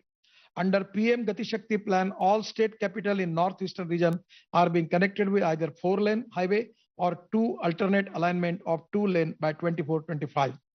Connectivity of Tripura to Bangladesh through a bridge over river Feni and West Bengal to Nepal through the 6-lane Mechi bridge have significantly improved the cross-border trade. And it really a good beneficial for both the countries. As a part of India's Act East policy, the development of 1,360 kilometer long Indo-Myanmar Thailand IMT trilateral highway project will provide seamless road connectivity and trade between India and Southeast Asia.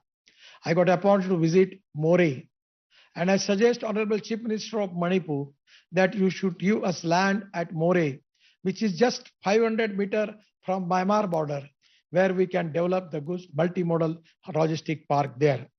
The construction of Imphal-Moreh road will facilitate trade between Myanmar and India. Upgradation of the highway from Aziwal to Tuping in Mizoram will provide a link to Kaladan multimodal transport project, and that will connect Sitwe port in Myanmar with the northeast region. The promoting alternative fuel is very important. I will request Honorable Chief Minister and Sonwalji that with taking the advantage of Assam Petroleum, you can convert your truck transport, your bus transport, even your car transport, and even your water transport on methanol. And methanol is already there available by Assam Petroleum. So this can be a great opportunity. The ethanol, methanol, bio-LNG, LNG, electric, and green hydrogen. Already I have my car from Toyota. We are running on green hydrogen. So the new technology are very important, where the huge potential for development of all this alternative fuel in Assam is the one of the important thing for all of us. Again, I will request you that I am also in charge for ropeway, cable car, and funicular railway. We have currently 15 ropeway projects under various development stages in northeastern region. Arunachal Pradesh 4, Manipur 4, Tripura 4, Sikkim 1, Mizoram 1, and Nagaland 1. I request all the Chief Minister and concerning minister, if you have any public transport system on electricity, light rail transport, or ropeway, cable car, funicular railway, because of tourism also it is very important, kindly send me the proposal. I will try to sanction that. I feel that it is really a good opportunity to the people of Assam and Northeast to invest in the infrastructure. I also know that the Honorable Chief Minister of all North Indian states, they want to develop their states to create more employment potential and growth for Northeast, but not only for Northeast, for the country. This important event, which is giving the highest priority for development of waterways in Northeast, is really a game changer. I am giving my special thanks to Honorable Minister Sarvanand Sonowal that under his able leadership, 100%, the projects related with the Northeast, they will get the highest priority for development, and it will change the socio-economic scenario of Northeast and Assam. I am giving my all best wishes to all of you, and I will promise you that under the leadership of Prime Minister Narendra Modi ji, my ministry will support you, and we will, whatever the suggestion from your side, we will try to implement all your suggestions for development of Northeast and Assam. Once again, giving my thanks to all of you. Namaskar. Dhanyavad. We extend our deepest gratitude to you, sir, for your inspiring words and also for joining us virtually in this occasion in spite of your busy schedule. Well, ladies and gentlemen, we now have a recorded virtual message by the Honorable Minister of Development of Northeastern Region, Government of India, Shri G. Kishan Reddy. So can we kindly play that? मित्रों नमस्कार। आज इस महत्वपूर्ण कार्यक्रम में उपस्थित minister of road transport and highways respected Shri Nitin Gadkari ji, minister of ports shipping and waterways and Ayush Shri Sarbananda Sonowal ji, minister of communication electronics IT and railways Shri Ashwini Vaishnaw ji, Honorable Chief Minister Government of Assam Shri Hemant Biswa Sharma ji. I also welcome honorable guests from neighboring nations Shri Lainpur Lokanath Sharma, Minister of Economical Affairs, Royal Government of Bhutan, and Mr. Khalid Mahmood Chaudhary, State Minister of Shipping, Government of Bangladesh. My other colleagues from all the Union Council of Ministers, Shri Rameshwar Teli ji, Shri Rajkumar Ranjan ji, और other state ministers of northeastern states and respected guests, media को मित्रों एवं उपस्थिति देवियों और सज्जनों, आप सबको मेरा नमस्कार। वाटर कॉन्क्लेव 2022 को एड्रेस करना मेरे लिए स्वयं का सम्मान का बात है। मैं इस महत्वपूर्ण कॉन्क्लेव में, इस महत्वपूर्ण के कॉन्क्लेव का आयोजन के लिए माननीय सर्वानंद सोनोवाल जी को मैं बहुत बहुत धन्यवाद देता हूं। ये कॉन्क्लेव वाटरवे से संबंधित कई इंपॉर्टेंट स्टेक होल्डर्स का एक साथ जोड़ती है। मुझे विश्वास है कि इस 2 दिवसीय आयोजन के द्वारा नॉर्थ ईस्ट रीजन में वाटरवे कनेक्टिविटी की हमारी क्षमता का सही उपयोग करने वाली कई विचार सामने आएंगे। मित्रों, भारत में प्राचीन काल नहीं सदियां सभ्यता का केंद्र रही है और प्राचीन काल से ही हम भारतीयों का नदियों से विशेष जुड़ाव रहा है। फिर चाहे वो इमोशनल और स्पिरिचुअल डेवलपमेंट का बात हो, सोशल इकोनॉमिकल ग्रोथ का बात हो या फिर रीजनल इंटीग्रेशन का बात हो, नदियों और अन्य वाटरवेज ने भारतीय समाज का डेवलपमेंट में एक मुख्य भूमिका अदा किया है। आज जब नॉर्थ ईस्टर्न स्टेट्स प्रगति पर तेजी से आगे बढ़ रहे हैं तो वाटरवेज एक महत्वपूर्ण भूमिका निभा सकते हैं। माननीय प्रधानमंत्री नरेंद्र मोदी जी ने कल्पना की है, नॉर्थ ईस्ट क्षेत्र भारत का ग्रोथ इंजन के रूप में उभरेगा और इस मिशन की दिशा में काम करते हुए माननीय मोदी जी ने नॉर्थ ईस्ट क्षेत्र की कनेक्टिविटी पर विशेष ध्यान दिया है।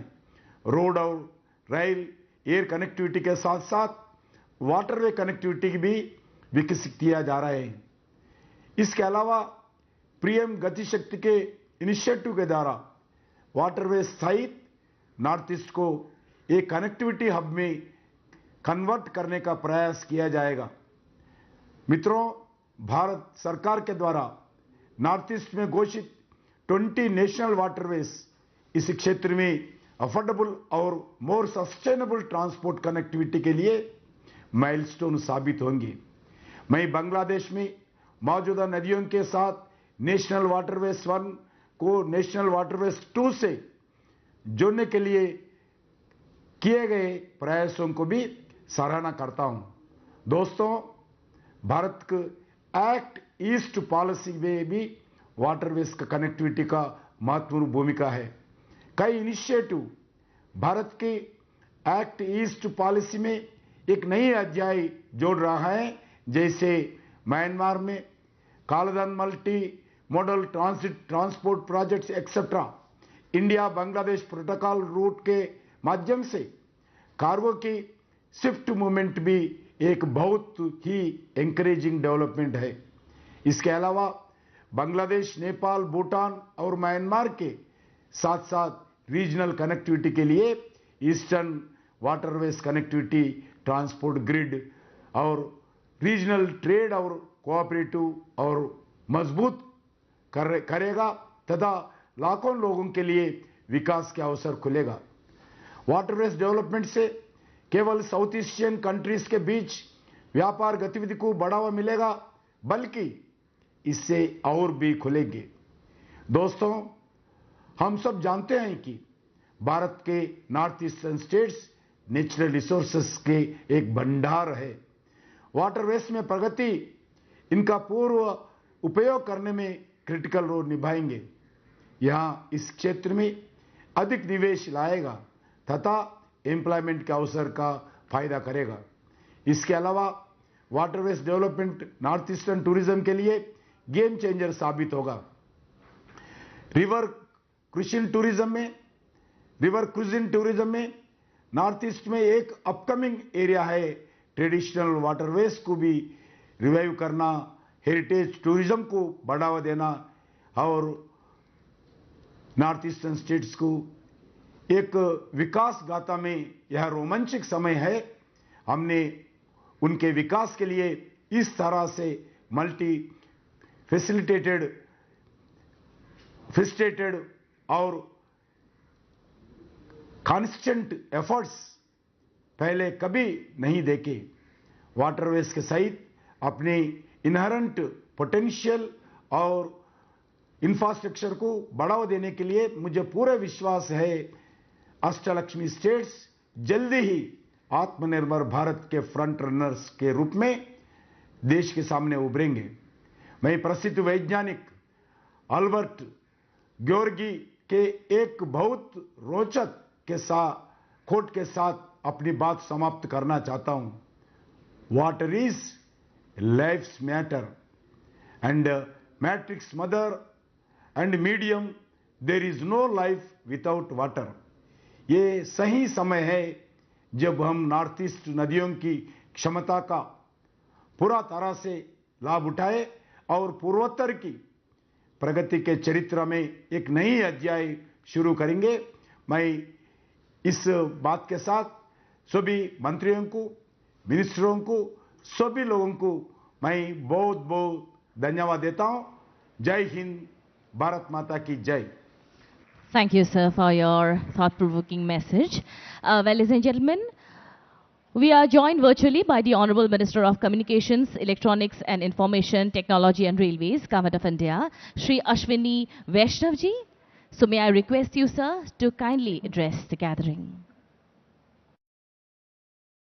Honorable Chief Minister of Assam, Shri Himant Biswa Sarma ji, Honorable Minister of Port, Shipping and Waterways and Ayush in the Government of India, Shri Sarbanand Sonowal ji, Honorable Minister of Economic Affairs in the Royal Government of Bhutan, Mr. Leonpo Loknath Sharma ji, Shri Rameshwar Teli ji, Dr. Rajkumar Ranjan Singh ji, Shri Chandramohan Patwari ji, Shri Awangbao Neumai ji, Shri Bimal Bora ji, and Honorable State Minister of Shipping from the Government of Bangladesh, Shri Khalid Mahmood Chaudhary ji, virtually जुड़े सभी महानुभाव and all the distinguished persons, MPs, MLAs attending this program physically and virtually.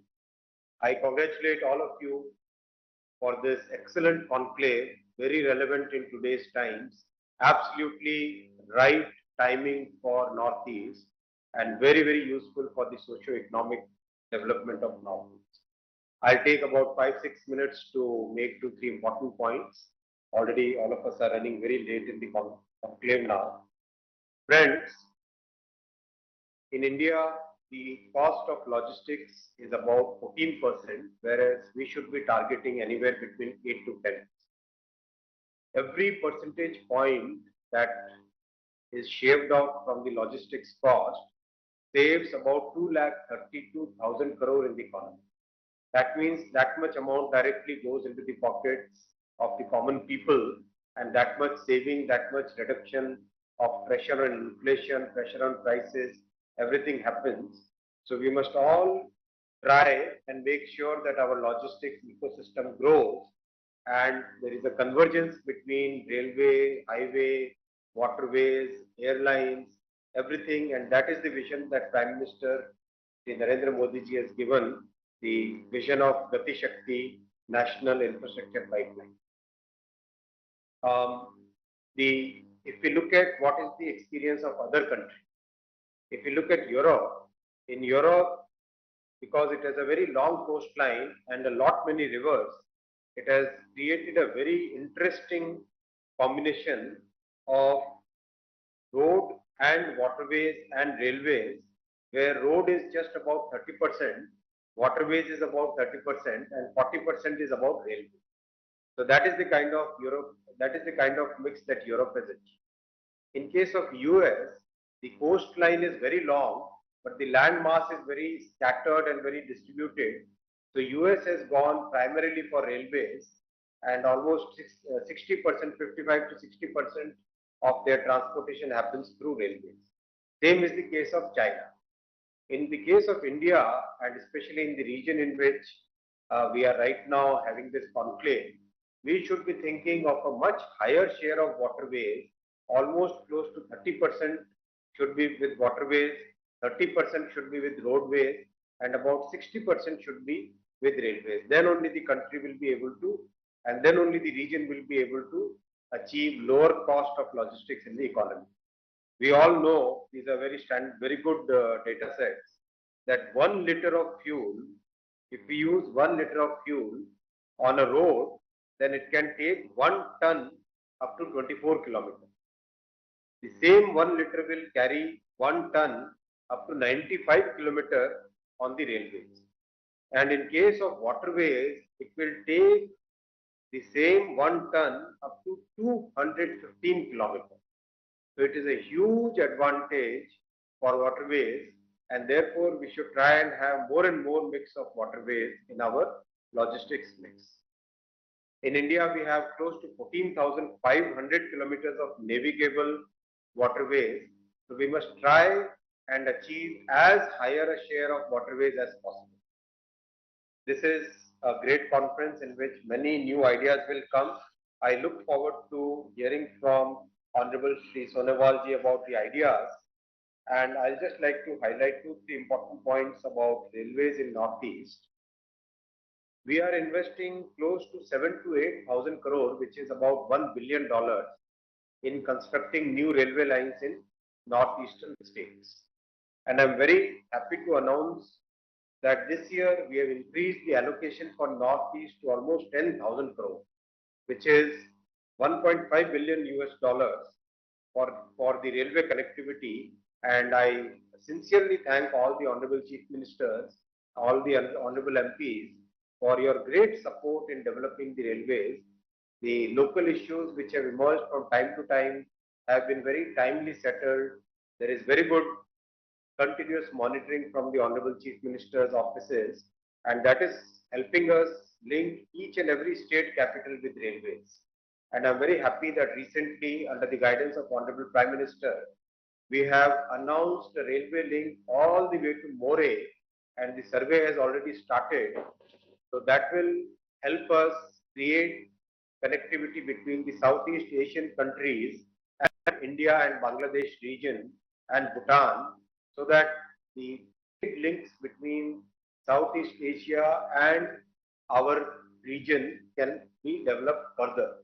So the survey is almost in its final stages. As and when the survey comes, we'll take up the work for sanctioning the project and take up the construction.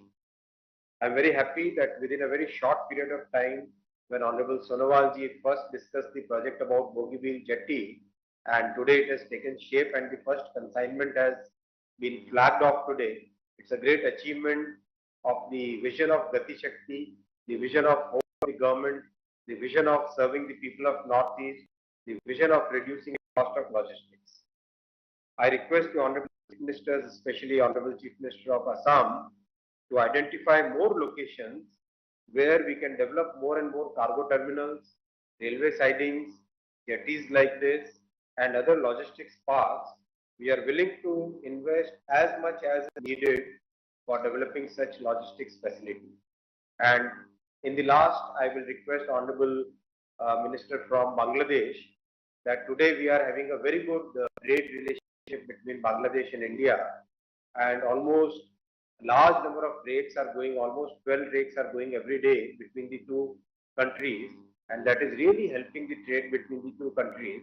Now we should identify more and more entry points, more and more interchange points, more and more computer connectivity between the logistics, so that if somebody wants to export something from Bangladesh to India or from India to Bangladesh, then the computer systems can get integrated, and instead of having a physical changeover at the boundary, we can have a seamless transportation between the two countries.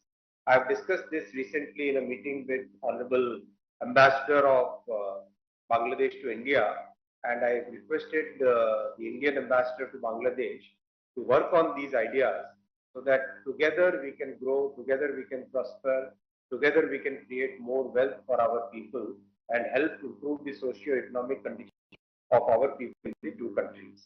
I thank everybody for very patient hearing. A very small announcement in the end that the Bagdogra airport is closed from 11th April to 25th April for some major development work.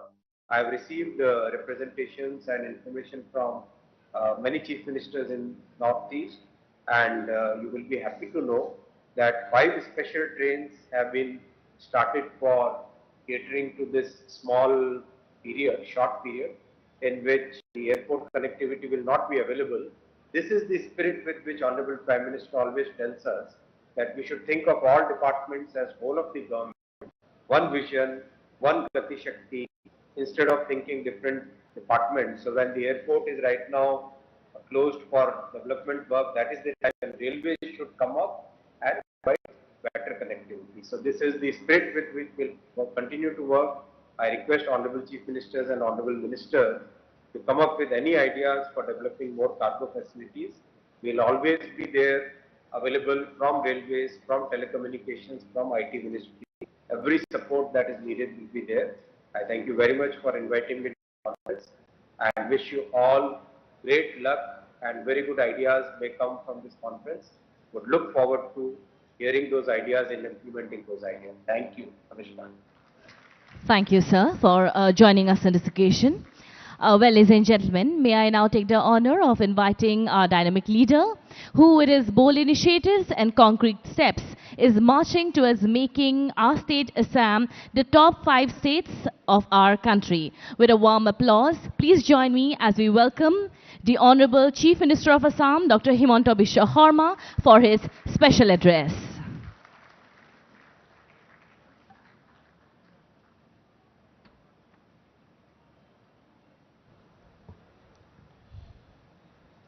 Sri Sarbananda Sonowal ji, Honorable Minister for Ports, Shipping, Waterways and Ayush, Government of India. Sri Lingpo Loknath Sharma ji, Honorable Minister for Economics Affairs, Royal Government of Bhutan. Sri Rameshwar Teli ji, Honorable Union Minister for State, Petroleum and Natural Gas. Sri Chandramohan Patwari ji, Aung ji, MP, Honorable MPs from Assam, ladies and gentlemen, and officers and dignitaries from Ministry of Shipping and Government of India in general. Thank you very much. In fact, it's a very interesting conclave, but for me, I have to join Union Minister for Civil Aviation, Sri Jyotiraditya Scindia, at 3 p.m. in Lakhimpur. So I have taken liberty from Sonowal ji to actually speak out of turn. I think I have the permission from all of you. It gives me immense pleasure to be present at Waterways Conclave 2022, being organized by Ministry of Ports, Shipping and Waterways at historic Dibrugarh town, which was a major river port of our region prior to India's independence. I believe that a waterways conclave at this historic town is very significant step forward, boosting regional connectivity, leading to faster economic growth. I thank Honorable Union Minister Sri Sarbananda Sonowal Dangoria for this commendable initiative. At the same time, I'd also like to thank Minister from Bhutan, Honorable Union Minister R.K. Ranjan Rameshwar Teliji for sparing their valuable time to visit Assam, and also to Honorable Sri Nitin Gadkari ji, Sri Vaishnav ji, and Sri Kishan Reddy ji for joining us through virtual link and enlighten us with their vision for waterways connectivity in our region. As we all know, just like many other parts of the world, civilization in our country also flourishes around rivers, and those rivers remain an enduring symbol of our national culture. In the Rig Veda, there is a famous Nadi Stuti Sukta, in which the seers regarded the rivers as life, bestowing life, nurturing and life-protecting divine mothers. In verse 5 of the Sukta of Rishi, enumerates 10 rivers beginning with Ganga. Thus he says, O Ganga, Yamuna, Saraswati, Sutudri, Parushni, follow my praise. O Asikni, Meruda Viridha, Vitasta, with the Arijikia and Sushuma, listen. The major rivers of our country such as Ganga, Yamuna, Godavari, Saraswati, Narmada, Sindhu, Kaveri and the Brahmaputra that cover the length and breadth of India connect people with different lifestyle, language and culture. These rivers have not just played a crucial role in furthering our social life, they have been the fountainhead of our economic growth since ancient times. As we all know, our maritime history begins during the 3rd millennium BC, when inhabitants of Indus Valley initiated maritime trading contact with Mesopotamia. As per Vedic records, Indian merchants traded with the Far East and Arabia during the Maurya period. There was a naval department to supervise the ships and the trade. The Indian commercial connection with Southeast Asia proved vital to the merchant of Arabia and Persia during the 7th and 8th century. In case of Assam, from the dawn of the civilization, the Brahmaputra has been providing livelihood and sustenance to our people of our region through agriculture on its alluvial soil. It also has served as a means of transport and communication of merchandise and people from and to Assam. Long before the advent of railway system into Assam, the Brahmaputra maintained a link with other parts of the country through the network of its waterways, and hundreds of boatmen were employed in its service. It is the lifeline of Assam. In the book, The Brahmaputra Basin Water Resources, describing the Brahmaputra, is it written, the Brahmaputra river is a precious gift of nature to India and especially to its northeast region. The meaning of this gift becomes evident immediately when one considers the vastness of water resources which the Brahmaputra river basin possesses.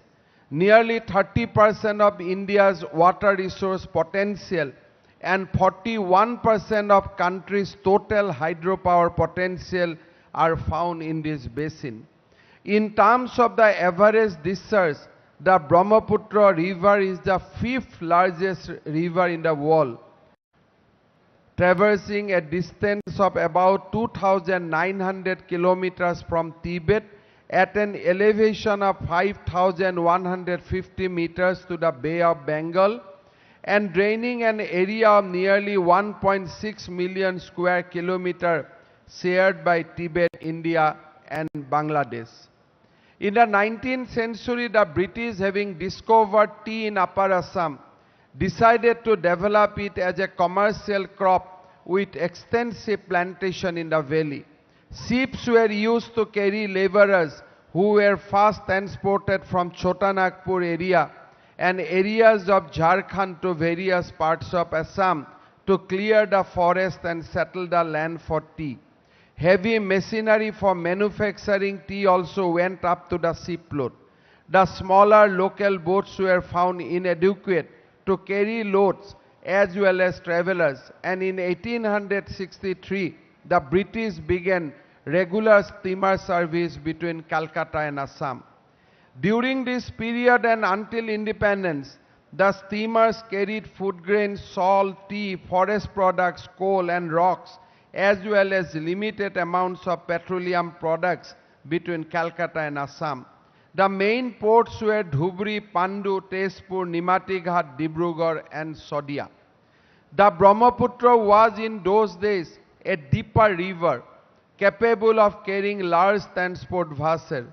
The river was navigable from Calcutta to Sodia. However, the earthquake of 1950 led to changes in the river's hydrography as well as its silt load capacity. The once easily navigable river became shallower, especially in the dry months of winter, and reduced the journey of large ships. In their place, smaller low-draft local boats, country boats and government ferries began to ply. The river service during that period was well organized and it was one of the world's most flourishing internal trade routes. Above all, the movement from Assam through the Brahmaputra was maintained up to Allahabad in North India via Calcutta and Patna through Ganges. It was the bulk carrier of Assam tea and jute to Calcutta, the country's valuable foreign exchange earners. Assam continued to be well connected with Calcutta by the riverine road through the former East Pakistan. The role of this riverine road was pivotal in the economic life of Assam and its hinterland and was in operation for more than 100 years. However, after independence, Calcutta-based companies had to face trouble as they were plying through East Pakistan, now Bangladesh waters. On a number of occasions, they faced severe stress and strain in their operation. The steamer services from and to Calcutta were finally closed during the Indo-Pakistan conflict in September 1965 and thus come to an end of the centuries-old checkered history of the interstate trade and commerce. In 1872, Sir Henry Cotton remarked that India's greatest need was for water transport, for the railways could not carry quantities expected of them. He observed steamboat canals would not have cost more than 1/8 that of railways, would carry any quantities at nominal prices and at any speed, would require no support from the treasury and be combined with the irrigation. It is an irony that what Sir Henry Cotton could realize in 19th century could not be realized in post-1965 for reviving the Brahmaputra waterways. Furthermore, due to lack of dedicated efforts, the potential for regional rivers also remain untapped, which has affected the growth of Assam and other northeastern states. But today, under the dynamic leadership of Honorable Prime Minister Sri Narendra Modi and due to his vision for transformation through transportation, the long neglected waterway sector of Assam finds a new impetus. Only recently, thanks to the effort of our Union Minister Sri Sarbananda Sonowal ji, cargo vessel carrying the first consignment of 200 metric tons of food grains from Patna and another vessel with consignment of 1800 steel products from Haldia sailing through the Indo-Bangladesh protocol routes covering a distance of 2,350 kilometers over river Ganga and Brahmaputra arrive at Pandu port. This was historic and the beginning of a new journey in the economic growth of the entire northeastern region. I would like to offer my deep and sincere thanks to Sri Sarvananda Sonowalji for this path-breaking initiative from the core of our heart. The beginning of movement of cargoes through waterways would significantly reduce dependence on cargo transportation through roadways. Regular movement of cargoes through waterways would create job opportunities and open an international market for local products. Due to cost effectiveness, transportation of cargo through waterways would bring a paradigm shift to the lives of the people of our region and take the youth and local entrepreneurs closer to international market. The logistic cost, which has been mentioned by Honorable Sri Nitin Gadkari ji, would come down significantly. It is indeed remarkable that recognizing the significance of rivers for connectivity and prosperity of the northeastern region, the Government of India declared 20 rivers as national waterway in the northeast, and 15 of these 20 national waterways are in the state of Assam. Under the guidance of our Honorable Prime Minister and under the leadership of Sri Sonowal, those waterways now are being developed by the Ministry of Ports, Shipping and Waterways through Inland Water Airport Authority of India for domestic and EXIM trade that will provide a boost to growth of trade and commerce in the region. For increasing and easing trade in the region, Government of India has also initiated the construction of multi-model logistic park at Jogighupa on river Brahmaputra with a cost of around rupees 700 crore. This project was also initiated when Sri Sarvananda Sonowalji was Chief Minister of Assam. Another multi-model logistic park is proposed and at Silchar, for which land has already been identified. I feel immensely happy to inform you that supplementing the central government's initiative, our government is also making unwavering efforts to harness the extensive navigable waterways of the state. We have taken initiative in the inland water transportation sector in large scale for infrastructure and institutional development to revitalize the trade routes to boost the economy. With financial assistance from World Bank, our government is implementing rupees 770 crores Assam Inland Water Transport Project, under which development of multiple jetties, procurement of vessels and safety equipment and installation of navigation aids is being undertaken to provide safe and convenient ferry service for passengers. To integrate high quality and safe passenger ferry services into state-wider transport network system, the state government has also launched 4 catamaran vessels on the Brahmaputra. We are committed to the vision of PM Gati Shakti National Master Plan, which is aiming at giving a new direction to infrastructure implementation and monitoring to reduce India's logistic costs and improve trade competitiveness. Our local traders and production houses should come forth to take full benefit from this development to trade their goods through waterways. This will reduce their cost of transportation, which will make their goods competitive in the market. The tourism industry in the state can also take benefit from the development of waterways by introducing new business ideas for tourism like floating hotels and restaurants, luxury cruises, leisure and amusement facilities, and water sports.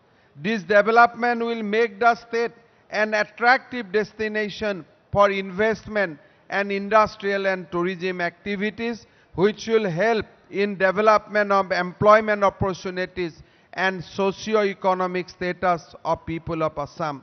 I am confident that under the visionary leadership of Honorable Prime Minister Sri Narendra Modi and under the guidance of the Honorable Union Minister for Port, Shipping and Waterways, Sri Sarbananda Sonowal Dangoria, as well as from support and cooperation of both central and state government, the waterway sector in Assam will receive greater focus and momentum in days to come. I am sure the waterways conclave being held in Dibrugarh today will result in developing a roadmap for further develop the waterways for the northeastern state and our neighboring countries for collective growth of trade and livelihood in the region. মই অসমবাসী ৰাইজৰ হৈ আমাৰ সন্মানীয় মন্ত্ৰী সৰ্বানন্দ সোণোৱাল ডাঙৰীয়াক ধন্যবাদ আৰু কৃতজ্ঞতা জনাইছোঁ। প্ৰধানমন্ত্ৰী নৰেন্দ্ৰ মোদী ডাঙৰীয়াৰ নেতৃত্বত যি ধৰণে নেশ্যনেল হাইৱে, ৰেলৱে আৰু ইণ্টাৰনেট সেৱাৰ বিকাশৰ বাবে কাম নিৰন্তৰভাৱে চলি আছিল, সেই কামক আৰু এটা নতুন গতি প্ৰদান কৰি সৰ্বানন্দ সোণোৱাল ডাঙৰীয়াই নদী পথেৰে অসমক বিশ্বৰ লগত সংযোগ কৰাৰ বাবে এক মহান কৰ্মযজ্ঞত ব্ৰতী হৈছে। অসমবাসী ৰাইজৰ হৈ মই সোণোৱাল ডাঙৰীয়াক ধন্যবাদ আৰু কৃতজ্ঞতা জনাইছোঁ আৰু তেখেতৰ নিৰন্তৰ প্ৰচেষ্টাই অসমক নদী পথেৰে বাণিজ্য কৰাত সহজ সৰল ৰাস্তা দেখুৱাব, প্ৰদূষণৰ পৰা বহু নিলগৰ এটা নতুন পথৰ আমি সন্ধান পাম, এটা ইকনমিক ট্ৰান্সপৰ্টেশ্যন ব্যৱস্থাৰ আমি সন্ধান পাম। মই অত্যন্ত আনন্দ সহকাৰে জনাব খুজিছোঁ যে যিটো সময়ত ব্ৰহ্মপুত্ৰত পানী নাথাকে, যিটো সময়ত ব্ৰহ্মপুত্ৰত ড্ৰেফ নাথাকে, সেই সময়ত সোণোৱাল ডাঙৰীয়াই টেকনলজিৰ ব্যৱহাৰেৰে ইতিমধ্যে গুৱাহাটীলৈ ষ্টীল আৰু চিমেণ্টৰ সৰবৰাহ জাহাজেৰে আৰম্ভ কৰিবলৈ সক্ষম হৈছে। আৰু এই সময়ছোৱাত আমি যদি ব্ৰহ্মপুত্ৰৰ ওপৰেৰে জাহাজ পৰিবহণ কৰিব পাৰোঁ, তেতিয়াহ'লে পানী থকা সময়ত ই কোনো সমস্যা নহয়। মই ভাবোঁ যে নিৰন্তৰভাৱে টেকনলজিৰ প্ৰয়োগ আৰু ইনোভেশ্যনৰ মাধ্যমেৰে 12 মাহে ব্ৰহ্মপুত্ৰৰ ওপৰত যাতে জাহাজ চলাচল হ'ব পাৰে তাৰ ব্যৱস্থা কৰিবলৈ কেন্দ্ৰীয় চৰকাৰ আৰু সোণোৱাল ডাঙৰীয়াই লোৱা প্ৰচেষ্টা এই কনক্লেভৰ পৰা আৰু অধিক ত্বৰান্বিত হ'ব। মই পুনৰবাৰ আপোনালোক সকলোকে ধন্যবাদ জনাই অসমবাসী ৰাইজৰ হৈ আমাৰ অতিথিসকলক আদৰণি জনাই মই মোৰ বক্তব্যৰ সামৰণি মাৰিছোঁ। ধন্যবাদ। জয় হিন্দ, বন্দে মাতৰম। আমি অসমৰ মাননীয় মুখ্যমন্ত্ৰী মহোদয় তেখেতৰ বহুমূলীয়া ভাষণ প্ৰদান কৰাৰ বাবে আমি ধন্যবাদ আৰু কৃতজ্ঞতা জ্ঞাপন কৰিছোঁ। We thank the Honorable Chief Minister of Assam for gracing this occasion with his presence. Well, ladies and gentlemen, from the very first day of taking charge of the sector of port, shipping and waterways, the Honorable Union Minister, sir, has given it a tremendous fillip and has taken it to newer heights with his bold initiatives, his powerful leadership and path-breaking initiatives. Ladies and gentlemen, please join me as we welcome the Honorable Union Minister of Port, Shipping and Waterways and Ayush, Srijut Sarbananda Sonowal, for his special address. With a thunderous round of applause, ladies and gentlemen, the Honorable Union Minister, Srijut Sarbananda Sonowal.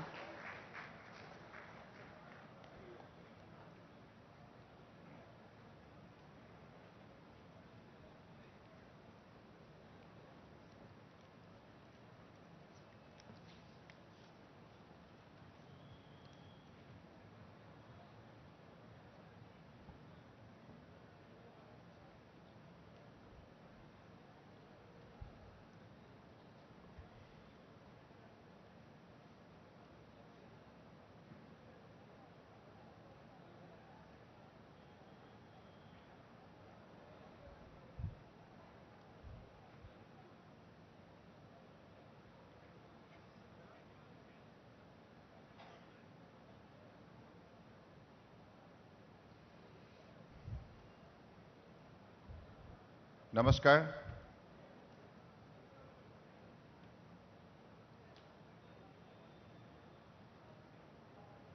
আজিৰ এই অনুষ্ঠানত অংশগ্ৰহণ কৰা সকলোৰে প্ৰতি পোনপ্ৰথমে মই আন্তৰিক স্বাগতম জনাইছোঁ আৰু আগন্তুক অসমীয়া ৰঙালী বিহুৰ অসমীয়া নতুন বৰ্ষৰ বাবে উলগ যাচিছোঁ। Respected Chief Guest and Chief Minister of Assam, Dr. Himanta Biswa Sarma ji, respected virtually connected with this program, Union Minister Shri Nitin Gadkari ji, respected Union Minister G. Kishan Reddy ji, respected Union Minister Ashwini Vaishapni, respected Honorable Minister of Economic Affairs, Royal Government of Bhutan, Mr. Linpul Luknath Sharma ji, respected Honorable State Minister of Shipping, Government of Bangladesh, Khalid Mohammad Chaudhary ji, respected Union Minister Rameshwar Teli ji, Dr. Rajkumar Ranjan Singh ji, respected Minister of Transport, Government of Assam, Chandramohan Patwari ji, Minister Bimal Bora ji, Honorable Minister of Water Resources, Government of Manipur, Aswango Nyamai ji, respected Member of Parliament Dilip Saikia ji, Tapan Kumar Gogoi ji, Haren Singh Bey ji, Secretary, Ministry of Ports, Shipping and Waterways, Government of India, Mr. Sanjeev Ranjan ji, respected Chairman, Inland Waterways Authority of India, Sanjay Bandyopadhyay ji, respected Vice Chairman, Inland Waterways Authority of India, Jain Singh ji, respected DSG Phiki, Manap Majumdar ji, respected Chairman, Northeast Chapter, ICC, Mahesh Kumar Saharia ji, respected MLAs, Punakan Barua ji, Teros Gwala ji, Tarango Gogoi ji, Bhaskar Barua ji, and also ladies and gentlemen and my media friends.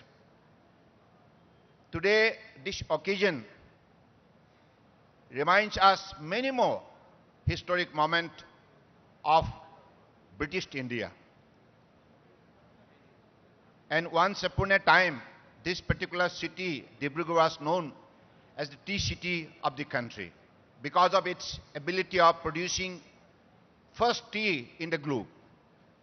That is, the history carries the glory and pride of Assam and India. And also, this is the city, Dibrugarh, where from first cargo vessel started moving in 1844 from Dibrugarh river port to Calcutta, Chittagong. I do not want to elaborate more. There are many more historical evidence of the greatness of Dibrugarh, importance of Dibrugarh in the global scenario.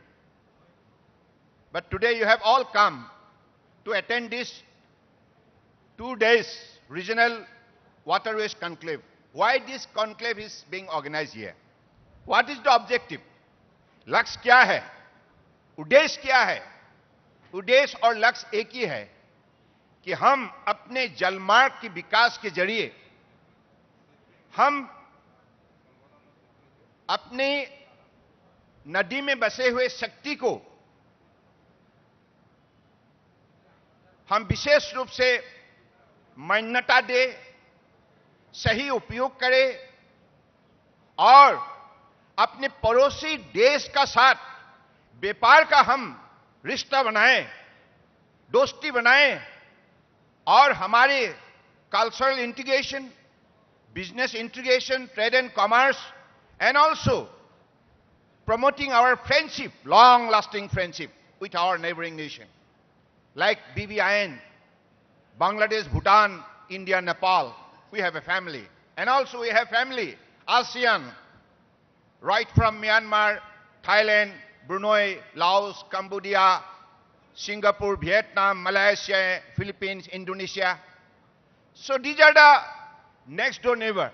And from Dibrugarh, if you start making an assessment, then you will discover within the radius of 2,000 kilometers, all the big cities are located. And in this region, you know what is the strength of population? 800 million population. यानी कि 80 करोड़ का एक बहुत बड़ा समाज है इसी इलाका में.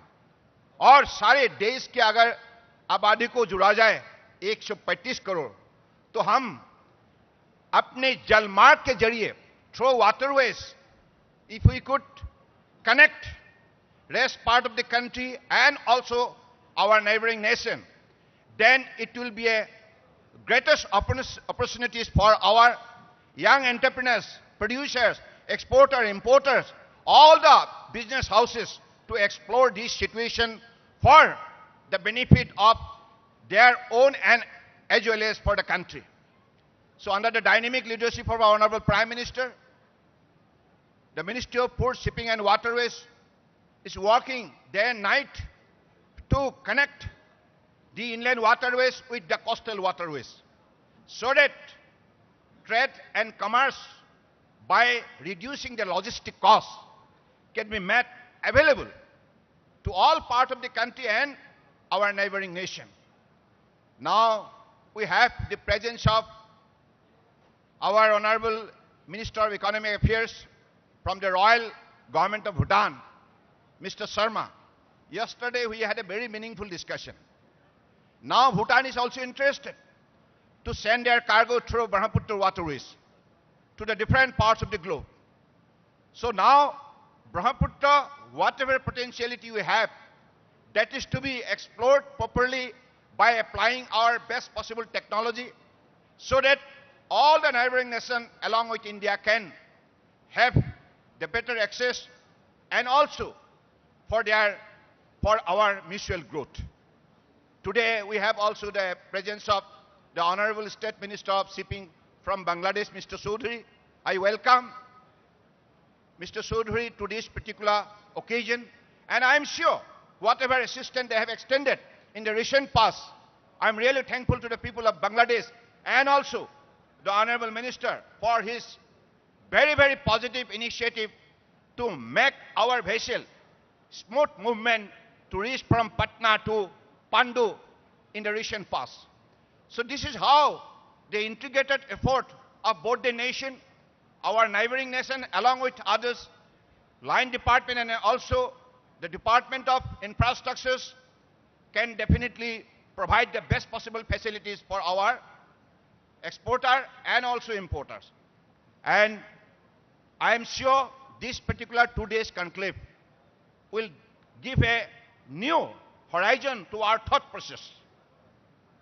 Particularly हमने नदी को पहले ठीक से देखा ही नहीं था. माननीय प्रधानमंत्री जी ने जब से उन्होंने ये विजन डेवलप किया, इंडिया मैरीटाइम विजन 2030, विजन का लक्ष्य यही है कि हम अपने नदी में बसे हुए शक्ति, संपदा और संभावना को उजागर करें, अध्ययन करें, विज्ञान और प्रयुक्ति के द्वारा हम सही उपयोग करें, ताकि आधुनिक काल में अपने देश को आत्मनिर्भर बनाने के लिए जो भी हमारी तरफ से शक्ति और जो भी इनिशिएटिव कदम उठाना जरूरी है, वो कदम हमें निश्चित रूप से उठाने होंगे. आज प्रधानमंत्री जी के मार्गदर्शन से, उनके दिए हुए आशीर्वाद से, सहयोग से और उनके दिखाए हुए सपने से आज हम सब लगे हुए हैं. और आप सबको ये बात सुन के खुशी होंगे, 2014 में हमारे इनलैंड वाटर्स में कार्गो मूवमेंट के सिलसिले में अगर मैं आंकड़ा बताऊं, it was only 16 million ton per annum. Now it's went up to 105 million ton. That is the achievement, that is the growth. It is because happening only because of our honorable Prime Minister Narendra Modi ji.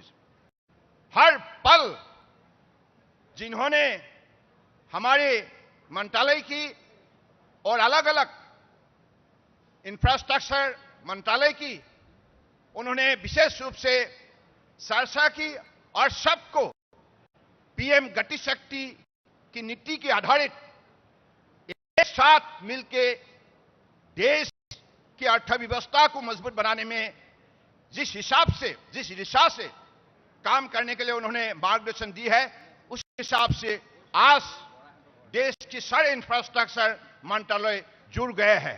चाहे railway है, चाहे roadways है, चाहे Airways हो, चाहे waterways हो, सारे communication हो, सब मंत्रालय एक साथ माननीय प्रधानमंत्री जी के नेतृत्व में आज हम लोग जुड़ गए हैं और हमारी एक ही लक्ष्य है, माननीय प्रधानमंत्री जी के नेतृत्व में अपने देश को दुनिया का सर्वश्रेष्ठ राष्ट्र के हिसाब से खड़ा करना और उसी लक्ष्य को हासिल करने के लिए हर हमारे समाज में बसे हुए व्यक्ति को आगे बढ़ने के लिए आधुनिक व्यवस्था दिया जाए, आधुनिक व्यवस्था निर्माण किया जाए और उसी हिसाब से मॉडर्न फैसिलिटी डेवलप करने में हम लगे हुए हैं। हमारे पास इस बैठक में अलग stakeholder, business houses, chambers और अपने एक्सपोर्टर जुड़े हुए हैं। मैं सबको स्वागत करता हूं। हमारे भी शामिल है, सब लोगों का पास अनुभव है। सबका ही कहना है कि नॉर्थ ईस्ट में पास जितना भी नदी है, ये वाटरवेज को हम सही दिशा में हम उपयोग करें। इसके लिए जो भी रोड मैप हमें बनानी है, जो भी टेक्नोलॉजी इस पर शामिल करना है, जो भी टेक्नोलॉजी का इनकॉर्पोरेशन आवश्यक है, सारी चीजों को जोड़ना होगा। तो ये 2 दिन का जो कार्यक्रम है, मुझे लगता है कि विशेष रूप से आज माननीय असम प्रदेश के लोकप्रिय जो मुख्यमंत्री डॉक्टर हिमंत बिश्व शर्मा जी ने भी बता के गए, हमने लीन पीरियड में भी यह साबित किया है कि ब्रह्मपुत्र और गंगा में अपने कार्गो वेसल चल सकता है। लोगों का कहना था कि ड्राफ्ट क्राइसिस के वजह से, नदी का गहराई कम होने के वजह से यहां कोई कार्गो वेसल नहीं चल सकते, लेकिन इसको हमने कहा नहीं, यह चल सकता है। अगर आपका पास विल है, अगर आपका पास जुनून है, अगर आपका लक्ष्य है, आपका पास हिम्मत है, तो आप कर सकते हैं। और आज ये सारी व्यवस्था को आगे बढ़ाने में माननीय प्रधानमंत्री जी ने हमें जो शक्ति दी है, जो उन्होंने अनुप्रेरणा दी है, इसकी वजह से आज ब्रह्मपुत्र हो या गंगा हो, देश के अलग अलग नेशनल वाटरवेज जाग उठा है। तो मुझे लगता है कि अगले दिनों में हम ऐसे ही वाटरवेज कॉन्क्लेव के जरिए नदी को पहचानिए, नदी को अध्ययन कीजिए और सही टेक्नोलॉजी के द्वारा नदी को आप नेविगेशनल ऑपरेशनल बनाने के लिए आप सही रूप में खड़ा कीजिए। बस यही लक्ष्य को हमें हासिल करने के लिए अपने खुद को मेहनत करना होगा। मैं आज इस कॉन्क्लेव में वर्चुअली जुड़े हुए हमारे देश की वरिष्ठ नेता माननीय गडकरी जी को विशेष रूप से धन्यवाद देना चाहता हूं। उन्होंने भी अपने कार्यकाल में पोर्ट शिपिंग वाटरवेज के मंत्री होने के नाते बहुत काम किया है और उन्होंने भी बहुत सा कार्यक्रम माननीय प्रधानमंत्री जी के निर्देश के मुताबिक उन्होंने हाथ में ली थी। उसी कार्यक्रम को हम साकार करने में लगे हुए हैं, चाहे सागरमाला हो और हमारे मनसुख भाई मांडिया जी भी जब मंत्री रहे, उन्होंने भी मैरीटाइम विजन 2030 के सिलसिले में जो कदम उठाए और जो जलमार्ग विकास प्रोजेक्ट गंगा में 1 और 2 8 गंगा के सिलसिले में जो भी कदम उठाया गया है, इसी को साकार करने में हम भी लगे हुए हैं। हमारा लक्ष्य यही है कि देश के अंदर we have more than 111 national waterways and out of this more than 25 have been found to be feasible for the movement of cargo vessel as well as passenger vessel. So those waterways are being developed day by day so that people of the country from different parts of the country can well access to these facilities, and also inspire the young generation to motivate themselves, to charge up themselves, to go for the betterment of waterways facilities for their future growth. And I believe Ashwini Vaishnaw ji हमारे माननीय rail मंत्री ने मुझे विशेष रूप से हमारे अश्विनी वैष्णव जी को मैं धन्यवाद देना चाहता हूं। मैं एक दिन बगीबिल ब्रिज गए थे, तो वहां जाके हमारे यही इच्छा थी कि यहां हम एक जेटी निर्माण करें। तो उनको मैंने जब फोन किया तो कहा रेलवे और हमारे वाटरवेज दोनों को मिलकर इस विषय पर आगे बढ़ना चाहिए। उन्होंने तुरंत मान लिया है। इतना पॉजिटिव वाइब्रेशन जिन व्यक्तियों ने दे सकता है वो हमारे रेलवे मंत्री जी है। मैं विशेष रूप से आप उन्होंने जैसे काम शुरू किया है इसके लिए मैं विशेष रूप से धन्यवाद देना चाहता हूं। और जी किशन रेड्डी जी हमारे सारे नॉर्थ ईस्ट के मंत्री है, साथ में कल्चर और टूरिज्म भी उनकी विभाग है। बहुत पॉजिटिव वाइब्रेशन में उन्होंने हमें विशेष रूप से उत्साह और उन्होंने हमें ताकत दी है। मैं भी आज इस सभा में उन्होंने जिस हिसाब से भाग लिया मैं उनको भी धन्यवाद देना चाहता हूं। और हमारे बांग्लादेश के मंत्री चौधरी जी और हमारे भूटान के मंत्री शर्मा जी, आप दोनों को मैं विशेष रूप से धन्यवाद देना चाहता हूं। Because of your participation in this today's conclave you have added more strength and more encouragement to the sector of waterways, and also by joining hand you have re-strengthened and reaffirmed your commitment for working togetherness for the benefit of mutual growth, mutual achievement. And I believe with this spirit of united effort in the near future we'll have to work together. And people of Dibrugarh, I'm really thankful to you. People of Assam, you have always been kind enough to extend your support to our ministry. Wherever we are organizing event, you have always been supporting us. And the people of Northeast, as you all know, this is the area which our Honorable Prime Minister all the time wants by heart for his speedy growth.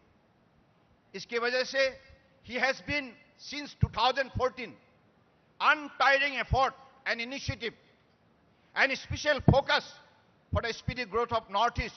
Whatever structural changes and transformation the people of the country have witnessed so far in the last 7 years of his regime, it is unique.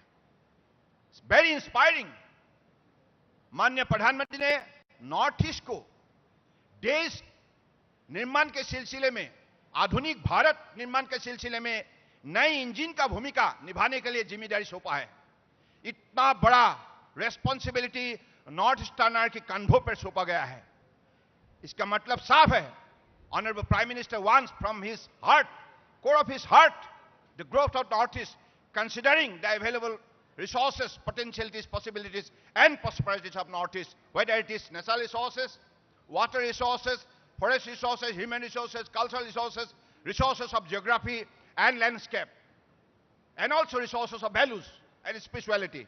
I believe considering all these resources available, Honorable Prime Minister has determined himself that by focusing Northeast to establish as a very, very important north center of business and commerce and growth of India in the southern parts of the world. I believe this is the vision. Just to articulate his vision into action, he has developed the practice policy by converting act into action. Whatever roadmap he has developed, and already by engaging all the ministers to implement their respective scheme from their respective department within a time frame, that is the level of commitment he has demonstrated so far. So I believe this is the power of our Honorable Prime Minister Narendra Modi ji. This is a commitment, honesty, dedication, devotion for the people of the country. And I believe in this particular two-day session, whatever we have got the inspiration, energy, and wisdom, it is because of our noble Prime Minister Narendra Modi ji. So that is why, from my core of my heart, and also from the people of Dibrugarh and Assam and the Northeast, I want to pay my deep respect and gratitude to our noble Prime Minister Narendra Modi ji. And with these few words, I must extend my thankfulness to all our officers who have been working day and night to make this event a grand success.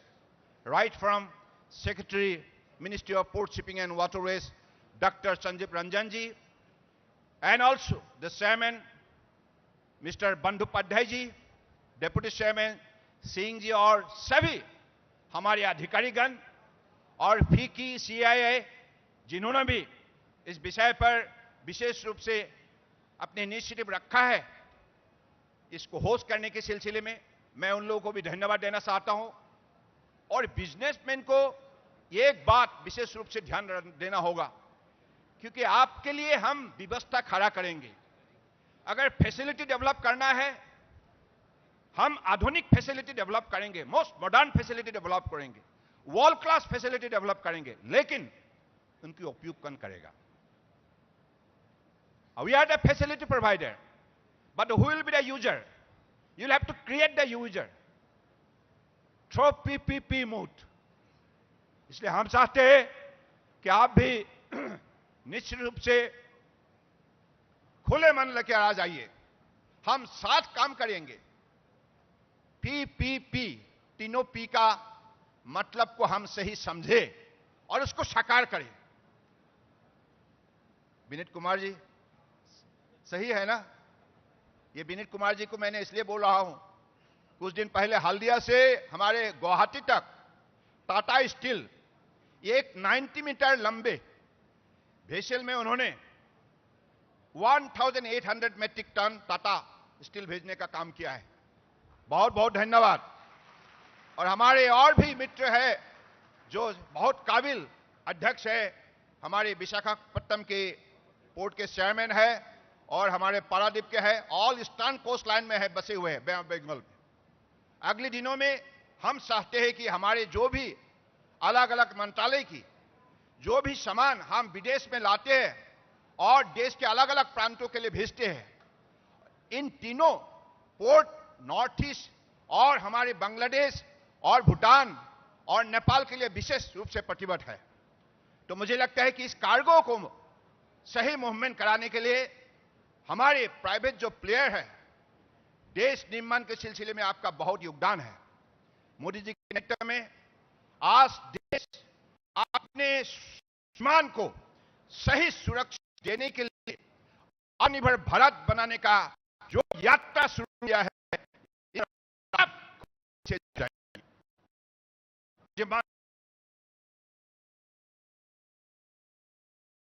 का नाम जैसे रोशन किया है। आज आप देखिए, विश्व संस्था हो, ग्लोबल प्लेटफॉर्म में आज हिंदुस्तान नेतृत्व देने लग गए हैं और मोदी जी का जो लोकप्रियता है, जो क्रेडिबिलिटी है ग्लोबली, जो इन्फ्लुएंस है, इसको आज दुनिया ने मान लिया है, स्वीकार किया है। इसलिए ऐसे महान नेताओं के नेतृत्व में आज हमें देश को आत्मनिर्भर बनाने का जो मौका मिला है, इस मौका को हम सही रूप दें, मर्यादापूर्वक, श्रद्धापूर्वक, निष्ठापूर्वक। मुझे लगता है कि in this particular journey definitely our next neighbour, our long standing friends, friendly nation Bhutan, Bangladesh, Nepal, we will all be working together. आज जो कॉन्क्लेव है, इस कॉन्क्लेव में आप लोगों ने जैसे साथ दिया है, really I am grateful to you. मेरा कोई भाषा नहीं है, इतना ही कह सकता हूं कि हमारे भारत सरकार की तरफ से भूटान सरकार को और बांग्लादेश सरकार को विशेष रूप से धन्यवाद देता हूं। आपकी जनताओं को भी मैं विशेष रूप से प्रणाम देता हूं।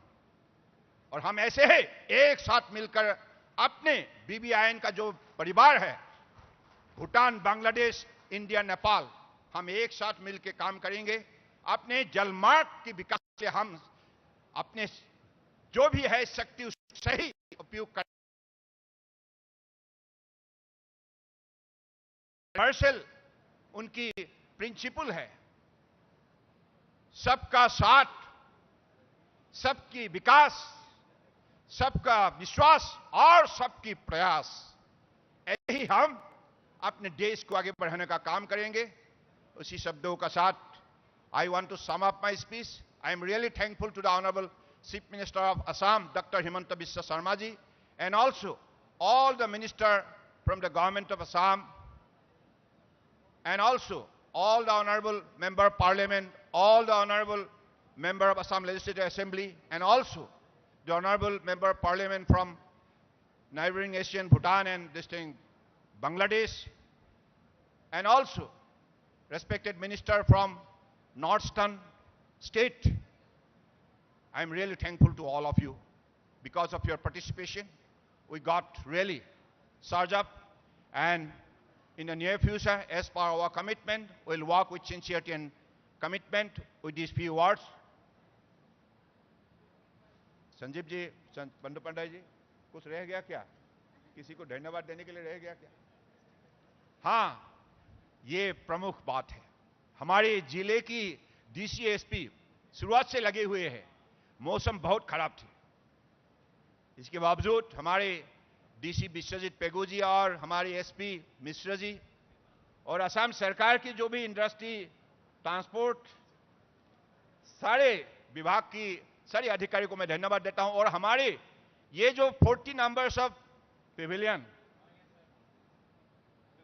फिकी, आईसीसी, सब लोगों ने भाग लिया है और उनकी जो भी सिंसियरिटी उन्होंने यहां प्रदर्शन की है, तो इसके लिए मैं विशेष रूप से आप सबको धन्यवाद देता हूं। और हमारे मीडिया फ्रेंड, आप लोग शुरुआत से हमें उत्साहित करते आए हैं और हम चाहेंगे कि हमारी जो भी संदेश देश और विदेश में लोगों तक पहुंचे और नई पीढ़ी इस विषय पर जागरूक हो जाए।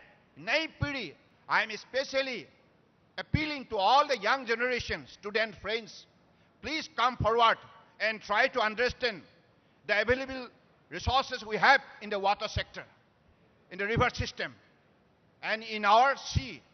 So that is why I believe we have the presence of the Honorable Vice Chancellor of Maritime University of India, Madam, where is Madam? So she has come all the way from Chennai to inspire our young generation. Please try to become seafarer so that you can capture the maritime threat and you can take the leadership in this sector for India. And with these few words, I again extend my thankfulness to all the participants, all the volunteers, सभी जनों को मैं विशेष रूप से हृदय से आभार व्यक्त करते हुए मैं अपने भाषण को विराम देता हूं। जय Hind. Ladies and gentlemen, with a warm round of applause, let us express our deepest gratitude to the Honorable Union Minister for his inspiring and motivating words and for always working together in unison with everybody for taking this sector to newer heights. Homu Ohombashi hoyu ami punarbar Zurdar Hatsapure tekhetole dhonobad aru kritogita gyapon korisu hodai tekhete amar Ohom khonok totha uttor pubok ek bishesh gurutto pradan kori ahise. Dhonobad.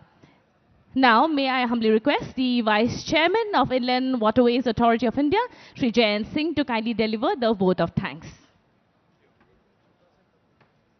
Distinguished guests on the dais, guests who joined us virtually, ladies and gentlemen, actually Minister has thanked everyone so personally and so profusely that I don't have anything more to add to that.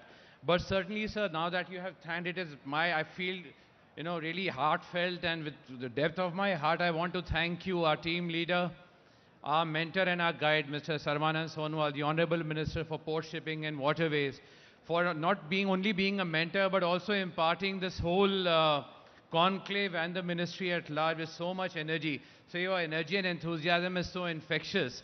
I just hope we are able to sustain the kind of drive and the passion that you hope to instill in us. Thank you so very much, sir. And warm thanks to all the participant delegates, everyone who have worked day and night to make this conclave a success. And picture abhi baki hai doston, we'll reconvene after lunch for a couple of more technical sessions. We'll take a break now. We'll break for lunch and reassemble for the technical session at 1500 hours. Thank you so very much. Thank you. Thank you, sir. Yes, of course, we'll assemble again for the next session at 3 o'clock. So I request everyone to kindly rise for the national anthem.